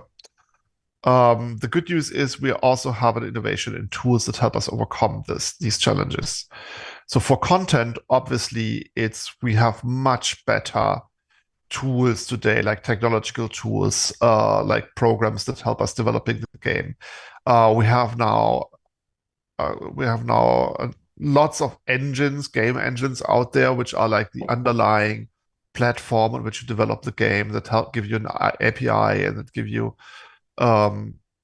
that make it much easier than developing a game than, for example, in 2003 when I started out. And the best news is that most of these engines are free, at least on an entry level. So if you want to try something out, you can simply download the engine, get some tutorials, and get into it. We also have innovation in art tools. Of course, there are still the big tools like Autodesk, Photoshop, 3ds Max, Maya, which I don't have here on the market, and they are still big. At the same time, we have a real jump forward in open source tools like Blender and GIMP, which helps a lot people who don't have much money and not enough money to license these expensive tools to learn how to do 3D modeling, for example, or Photoshop likes. And yeah, they get really good these days. And of course, there's the elephant in the room of AI, and we see AI coming more and more into our tools as well. Still don't think that they are more than additional tools or enhancing the tools. You cannot use Stable Diffusion or whatever image generating AI there is to really generate AI for your game. That's not possible, despite the copyrights and other questions, but it's simply not possible, not good enough yet. But of course, it can help you to work and to create good concept art, for example, by being just faster than you used to be. So what does it help us? What does help us to keep quality is, well, one is that because of these good tools that I just described, we are saving a lot of time, and the time we save, we can put back into polishing our games and our creations. We got also much better in processing. Like if I compare the way we work today to the way we used to work 20 years ago, it's much less chaotic and it's much more, we know much better how games are developed and that they are an iterative process and so on. And we don't try to plan out stuff in waterfall anymore. It also helps a lot that there is so good education today, is that there are so many universities where people actually can study game design. Also, that is something that wasn't around earlier. How can we deal with complexity? Well, we have much more data today. That really helps. Games are tracked much better. We do better play testing. We know what players really feel and expect, and we can react to that. We also developed patterns and processes on how games are made and how storytelling in games can work without killing us in complexity, without creating a lot of unnecessary or overly complex branches. So that really brought us forward. And we got much better collaborative tools. We really realized this during the pandemic. Like before the pandemic, we all used to work at the same room and at one office. And if you had asked me whether we can work together remotely, I would have said, like, there's no way. Today, we are working hybrid, so you can work in our office, but most of the people work remotely. We also work with people from all over the world now in our team together, which is something that we didn't do before the pandemic, really. And most of that is possible because the collaborative tools got so good. Like this is an example from Miro, but there are also other ones around that allow you to work creative processes together on a fully in digital space, which is fantastic. So all of this is good, right? But the question is it all good enough? Unfortunately, over the last year, we have seen a massive hit in the game industry. To this day, with the latest news counted in, we've seen almost 7,000 jobs being cut just this year. And those are just the jobs that we know of. So I think what we're seeing right now is, well, first of all, there was a hype during the pandemic when so many people played, and then there were so many more games. There were so many more games developed, and now we have kind of an oversaturation. And we also see the issue of the current business models gone stale in a way. So right now, the market cannot really deal with the fact that there are so many games around, and some of the business models, like probably the premium buy game once model, is in decline, and that really hits the industry overall. Yeah. And then there is this whole like hype of AI. So I think some corporations believe that they need less people because AI makes them so much more efficient, which I think in the end will not be true, but yeah, we'll see. So this was about challenges and tools. And let's give a little outlook on the future. Well, I wish I had a crystal ball and knew, but I don't. Here are a couple of trends that might help predicting what's going to happen. So I talked already about the crisis and the issues the game industry has been facing recently. They are far from over yet. I think we will see more of this for at least one more year. we are, as a reaction to this, we see more acquisitions. So we'll probably see more studios being bought off by bigger ones. Smaller ones will disappear. Bigger ones will buy them, and there will be less players but bigger ones. Yeah, we will see an increase in big players. We already saw Microsoft just bought Activision this year, so Microsoft is by far the largest player now with all the huge brands, at least for the Western market. However, what we also know from trend inspections is that the overall number of game users, players, will grow over the last couple of years. So we see a market expanding. So that's the good news.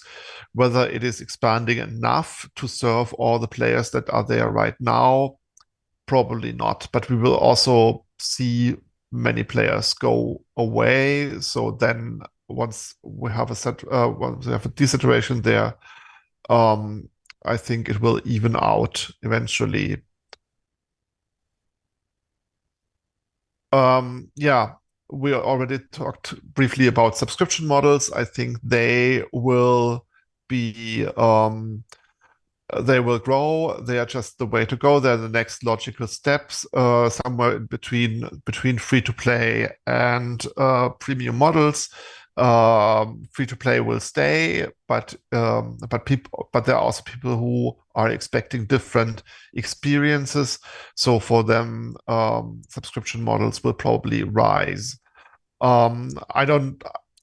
It's hard to predict whether there will still be premium games that you can buy. Maybe, probably for big releases that will stay. But I think the majority you will have on subscription models from day one on, and you will have games that cater to it. For example, more smaller games, more episodic games, more games that keep players there over a longer last of time.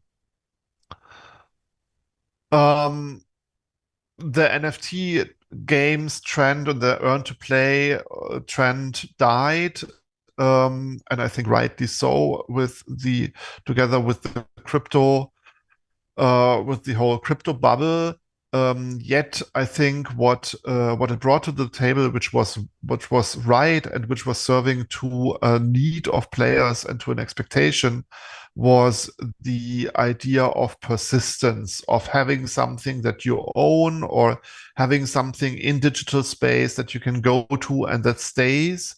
So the idea of the metaverse, I think we will see evolving and coming back in a different way than it came together with the NFT stuff. I mean, in the end, the metaverse is a kind of sophisticated and very large online game, so it's also not that new. What's new is the idea of persistence. And I think, yeah, that we will see in one way or the other, whether it has still anything to do with the blockchain or it will be a different technology, that is to be seen. So what's the conclusion? Well, I think games have been evolving more and changing more over the last 40 years than maybe other entertainment media, which is logical. It's just much younger, but it's also much more driven by technology, and drives technology, on the other hand. So therefore, even given the current crisis in the games industry, I don't think we will see games going anywhere. They will stay, and they will grow bigger. It is just shifts and changes in the market that we will see, and in the market of developers and publishers. So yeah, so if any one of you thinks about getting into games, don't get all scared of the current crisis. I think there's still enough room for new talents, and people are still required that have a strong sense for art and creativity. And I think there's still a lot of room for doing new and innovative games. And that is that. So now we can move to questions. Okay, thank you very much, Yok, for your presentation and give so much insight for us about the game development and how the process we created the game. So right now, I give two person to give a question for Mr. Yok. Maybe first one from Serpong or from here in Ancol. Is there any question for Mr. Yok? Okay.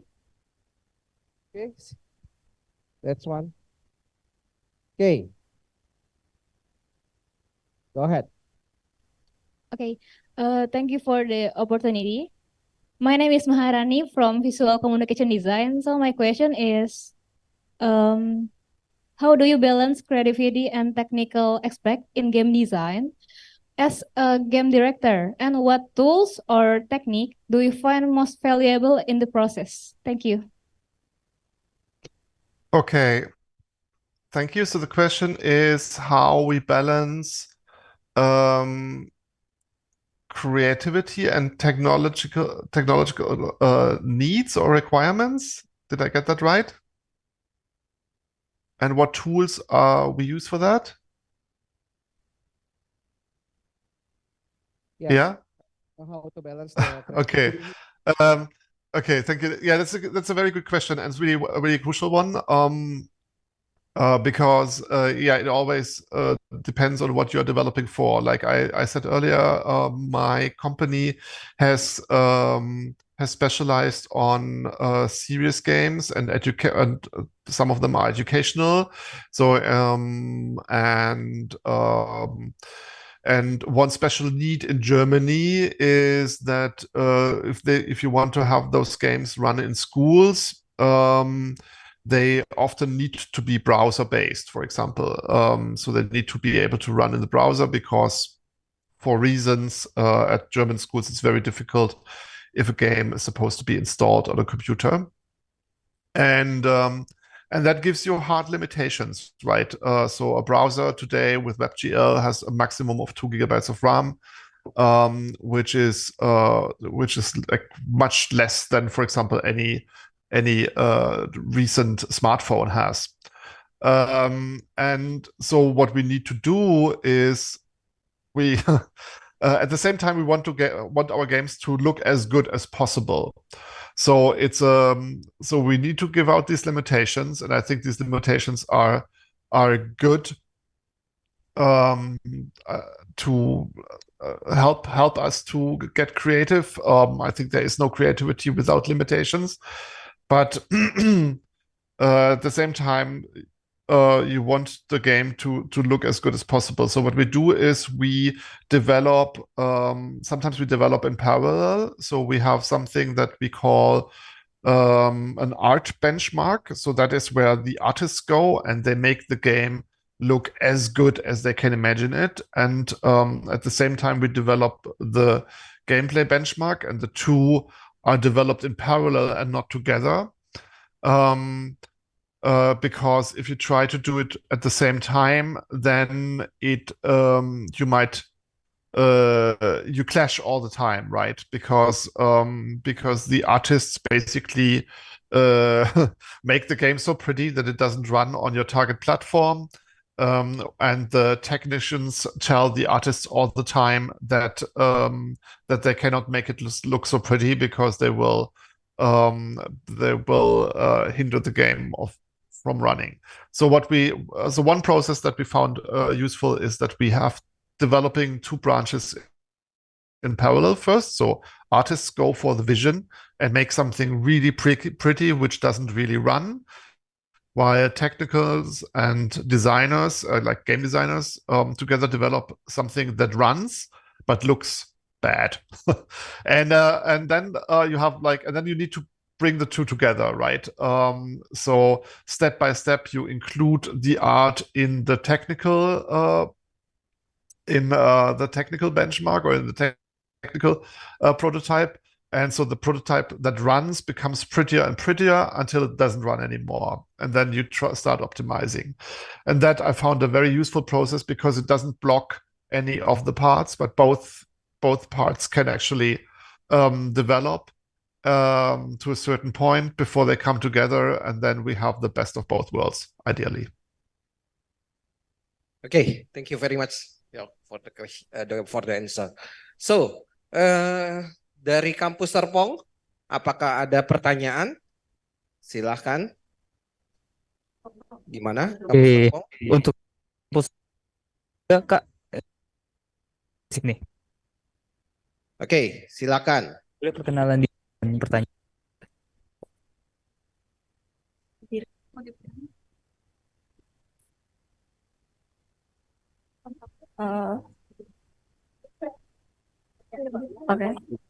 So my name is Sarah, and I want to ask, first, as we know, the design industry can be useful for inspiration, ideas for a new game process. There can also be challenges throughout the process for the game designers out there. Of the game, or we copy game of the game can be sorry, I think a lot of. How can we overcome that challenges in game design?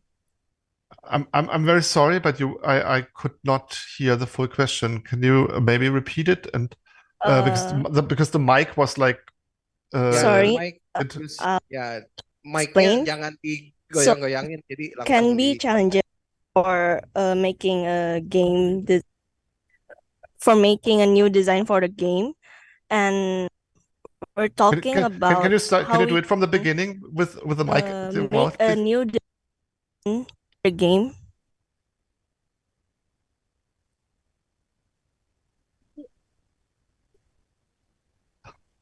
As we know that game designs in the industry for a new and we can make a new game with the same design.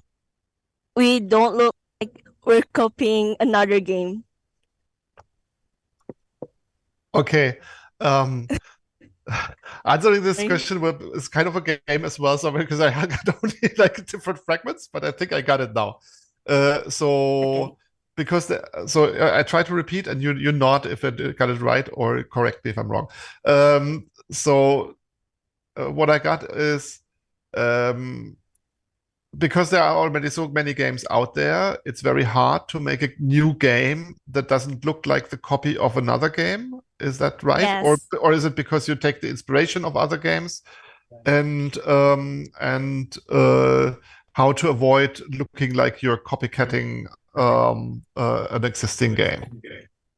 Is that right? Yes. Okay. I believe in art and creativity and in culture in general. Everything is a remix. We all stand on the shoulders of the people that came before us. All the input we get automatically goes in the output we do. There is no way around it. There's nothing new. Really, like we remix what we see and what we get, and I think that is perfectly fine. And I think, in general, we shouldn't be afraid, especially when starting out, as like you are maybe as a student or as a new team. Don't be afraid to really take an existing concept and say, I will do my own interpretation of that. That is perfectly fine. There's nothing wrong with it. It will turn out differently anyway, just because you do it. Because there's no way to hold back our like if you're truly creative, then there is no way of keeping your personality and your individual out of the product. It will become a different game because you are a different person who is doing it, even if you are inspired by an existing game. And there's nothing wrong to be inspired by existing games. I think, especially in starting out, I think it's a very good way to learn. Not trying to do something entirely new, but taking something that already exists and do a reinterpretation of it. However, later down the line, like for example, now with my studio, we need to find a niche. We had to find a niche for us, right? Because the market is so full and there's so many games out there. And to make something that still hasn't been done or stands out is really hard. I think there are different approaches. There are those kind of games that create really new mechanics or really new ideas. Really new game mechanic ideas. They are relatively rare. For us, it is the theme, right? We looked at certain themes. Like for us, it was history and parts of history. And we looked at perspectives, and we said, like, these perspectives of this history, this has never been told in a game. This is something we want to tell in our games, and that already made us stand out. And that then informed everything else, because we said, okay, the art style needs to work with our theme, so that created a unique art style, because no one ever did this kind of history first. No one did this kind of art style. So we said, like, we need a music that works with this. So because this part of history was never told, no one had this kind of music in a game before. So this made the game very, very unique, just by coming from the theme. But in general, when starting out, I also wouldn't be too scared, really. I would like to encourage you to use what's there and accept it and say, like, yeah, okay, I take this game. What we do is inspired by this game, but this is our interpretation of the theme and the mechanic and so on.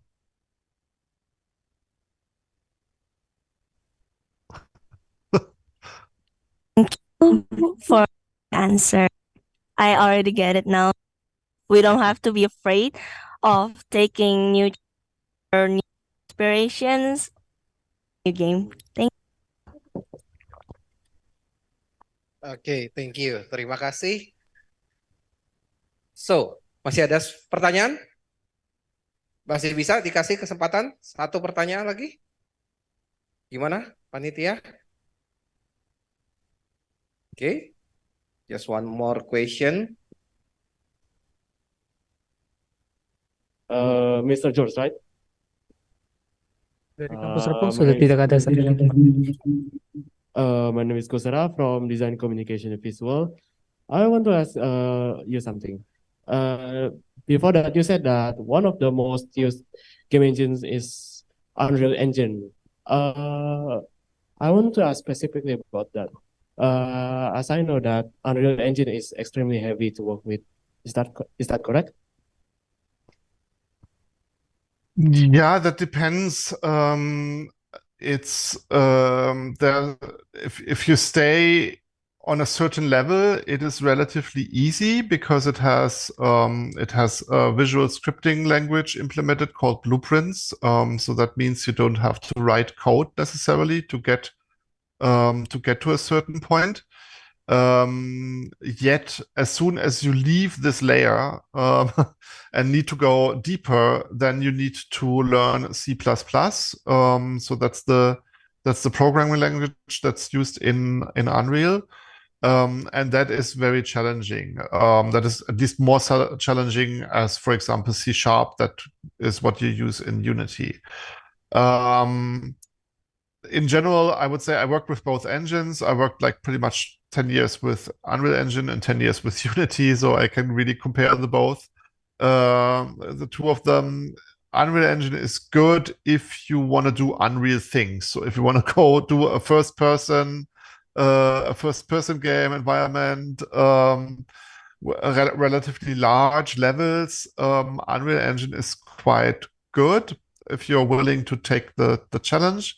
If you are aiming to do stuff that requires a lot of user interface and menus and so on, and also is supposed to run on mobile and maybe even browser, then I would recommend using Unity or Godot or whatever. But yeah. That's about it. Thank you, Mr. George. Okay, terima kasih. So I think that's the final question from here. So Mr. Yok, maybe just one more question from me. You already explained that you usually make a serious games. Maybe here the audience doesn't have any clue what the difference from the serious games and with the other type of games, like maybe the casual games or what we do right now, game right now. Thank you. Yeah, happily. Thank you. So the question is, what's the difference between a serious game and other games? There are different definitions. The official definition is that a serious game is a game where you usually learn something. It is still a game. It is something that is fun to play and should entertain you, yet serious games most usually have some kind of purpose, where they have some kind of topic that they want to teach to their players. Like, for example, the game we do right now about renewable energy is a game where, yeah, you should afterwards, after playing or while playing, you learn about how do renewable energy work, what are the challenges when transforming a society that is based on fossil energy into a society that is based on renewable energy.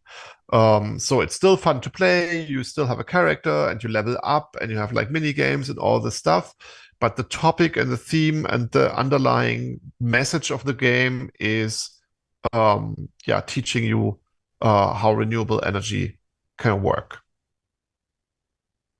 Okay, thank you. So very thoughtful insight from York about the game technology and innovation. Thank you very much again for this beautiful morning. And after this, I want to give you a token of appreciation because you already come in our screen right now. Maybe someday you can also visiting Jakarta and we can meet in person with you. I wish I could be here. I could be with you. It's really thank you so much for having me. And hopefully there's another opportunity to visit you. Okay. The token appreciation already prepared?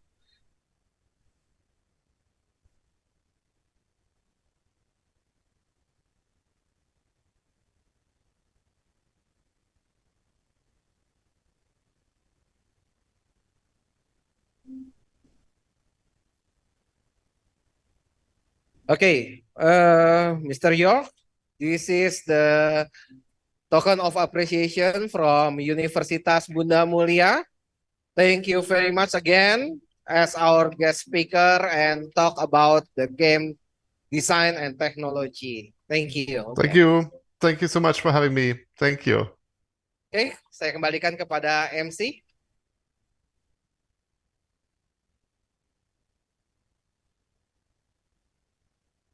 Ladies and gentlemen, as a token of appreciation to the second session moderator, Mr. Franciscus, DTOA, will be given by Head of Akademik 1 Kampus Serpong, Ibu Heni Hartono, Eskom MM.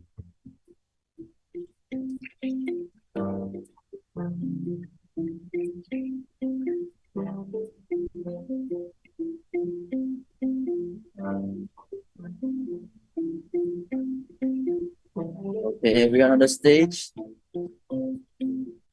Eyes to the camera in 3, 2, 1. Another shot.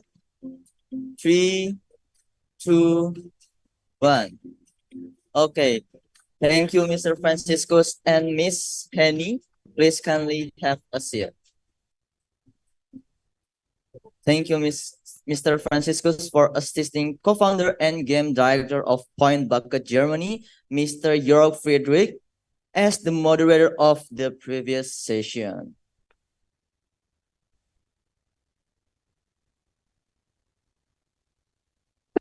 Before ending the international seminar, to all of the students, please kindly fill the form of feedback by scanning the QR code shown. Kepada seluruh rekan-rekan mahasiswa, silakan mengisi form feedback yang tersedia melalui QR code yang sudah ditampilkan.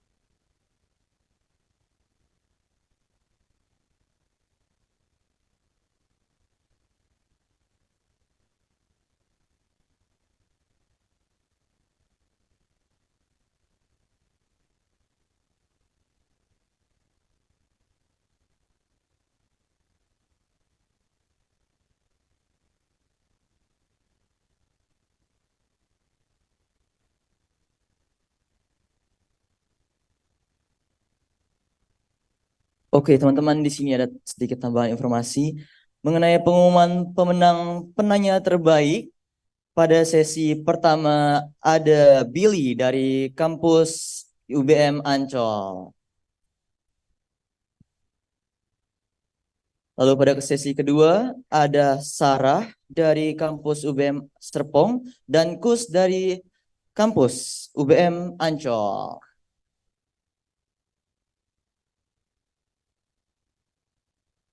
Ladies and gentlemen, we also would like to thank our sponsors of the event, Denali Indonesia, Grand Picasso Hotel, and Teh Kocok for supporting our event.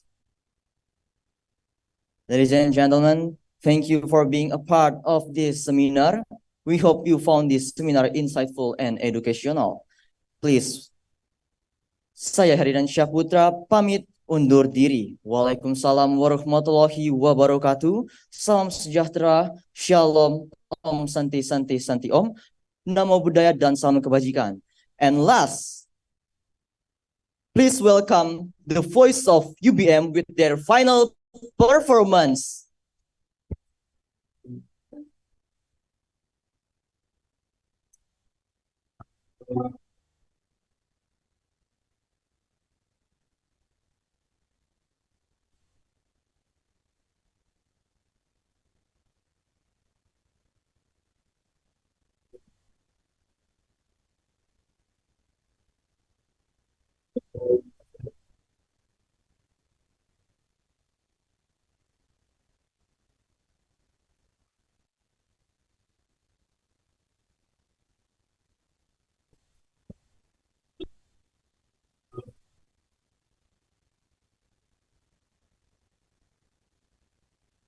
Siapkan suaramu,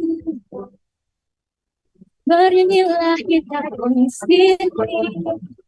Adanya dalam melodi, menemani setiap langkah, setiap diri kami.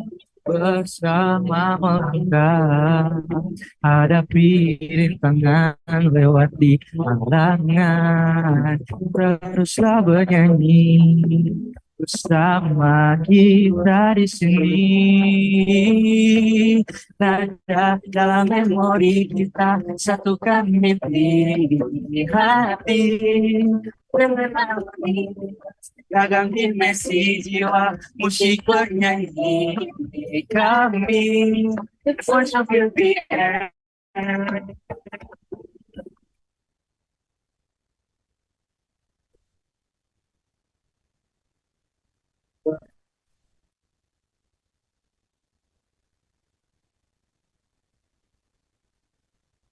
Lirik indah kembali, perjalanan kita di sini. Suara kita itu petik, bercerita musik indah dalam masa ini.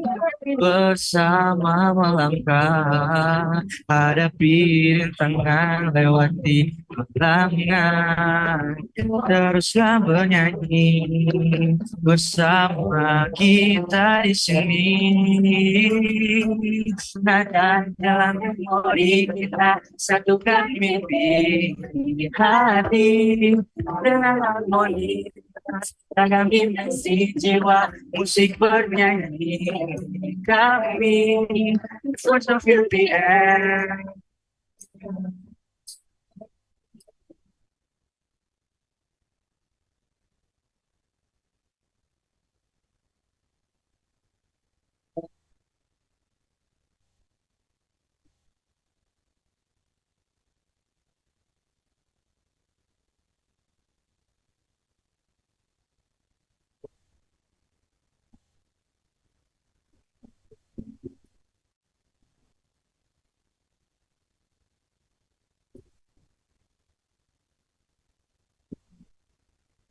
Bam param param pam pam param. Pam param param pam pam param. Masih bersua, Pam param param pam pam param.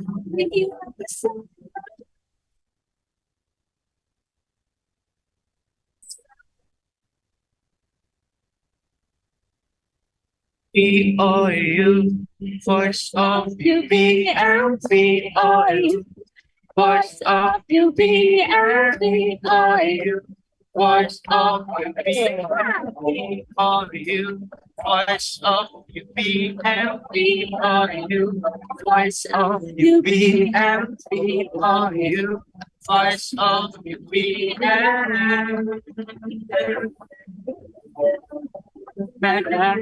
memori kita satukan mimpi hati dengan harmoni lintas ragam dimensi jiwa musik bernyanyi kami the voice of dalam memori kita satukan mimpi hati dengan harmoni lintas ragam dimensi jiwa musik bernyanyi kami the voice of kami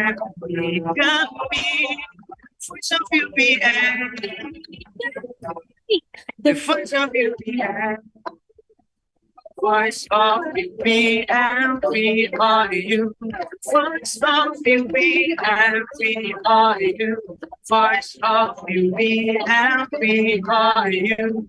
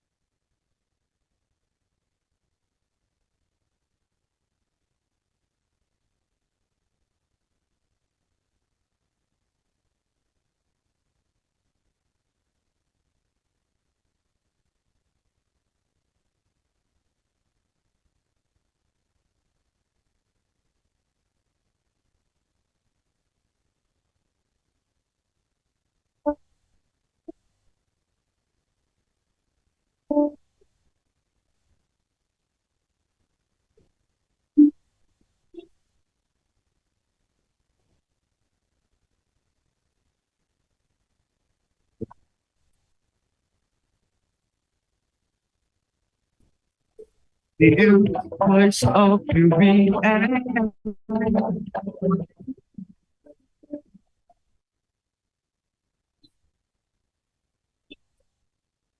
Hati dengan harmoni lintas dalam dimensi jiwa musik bernyanyi kami voice of UPN.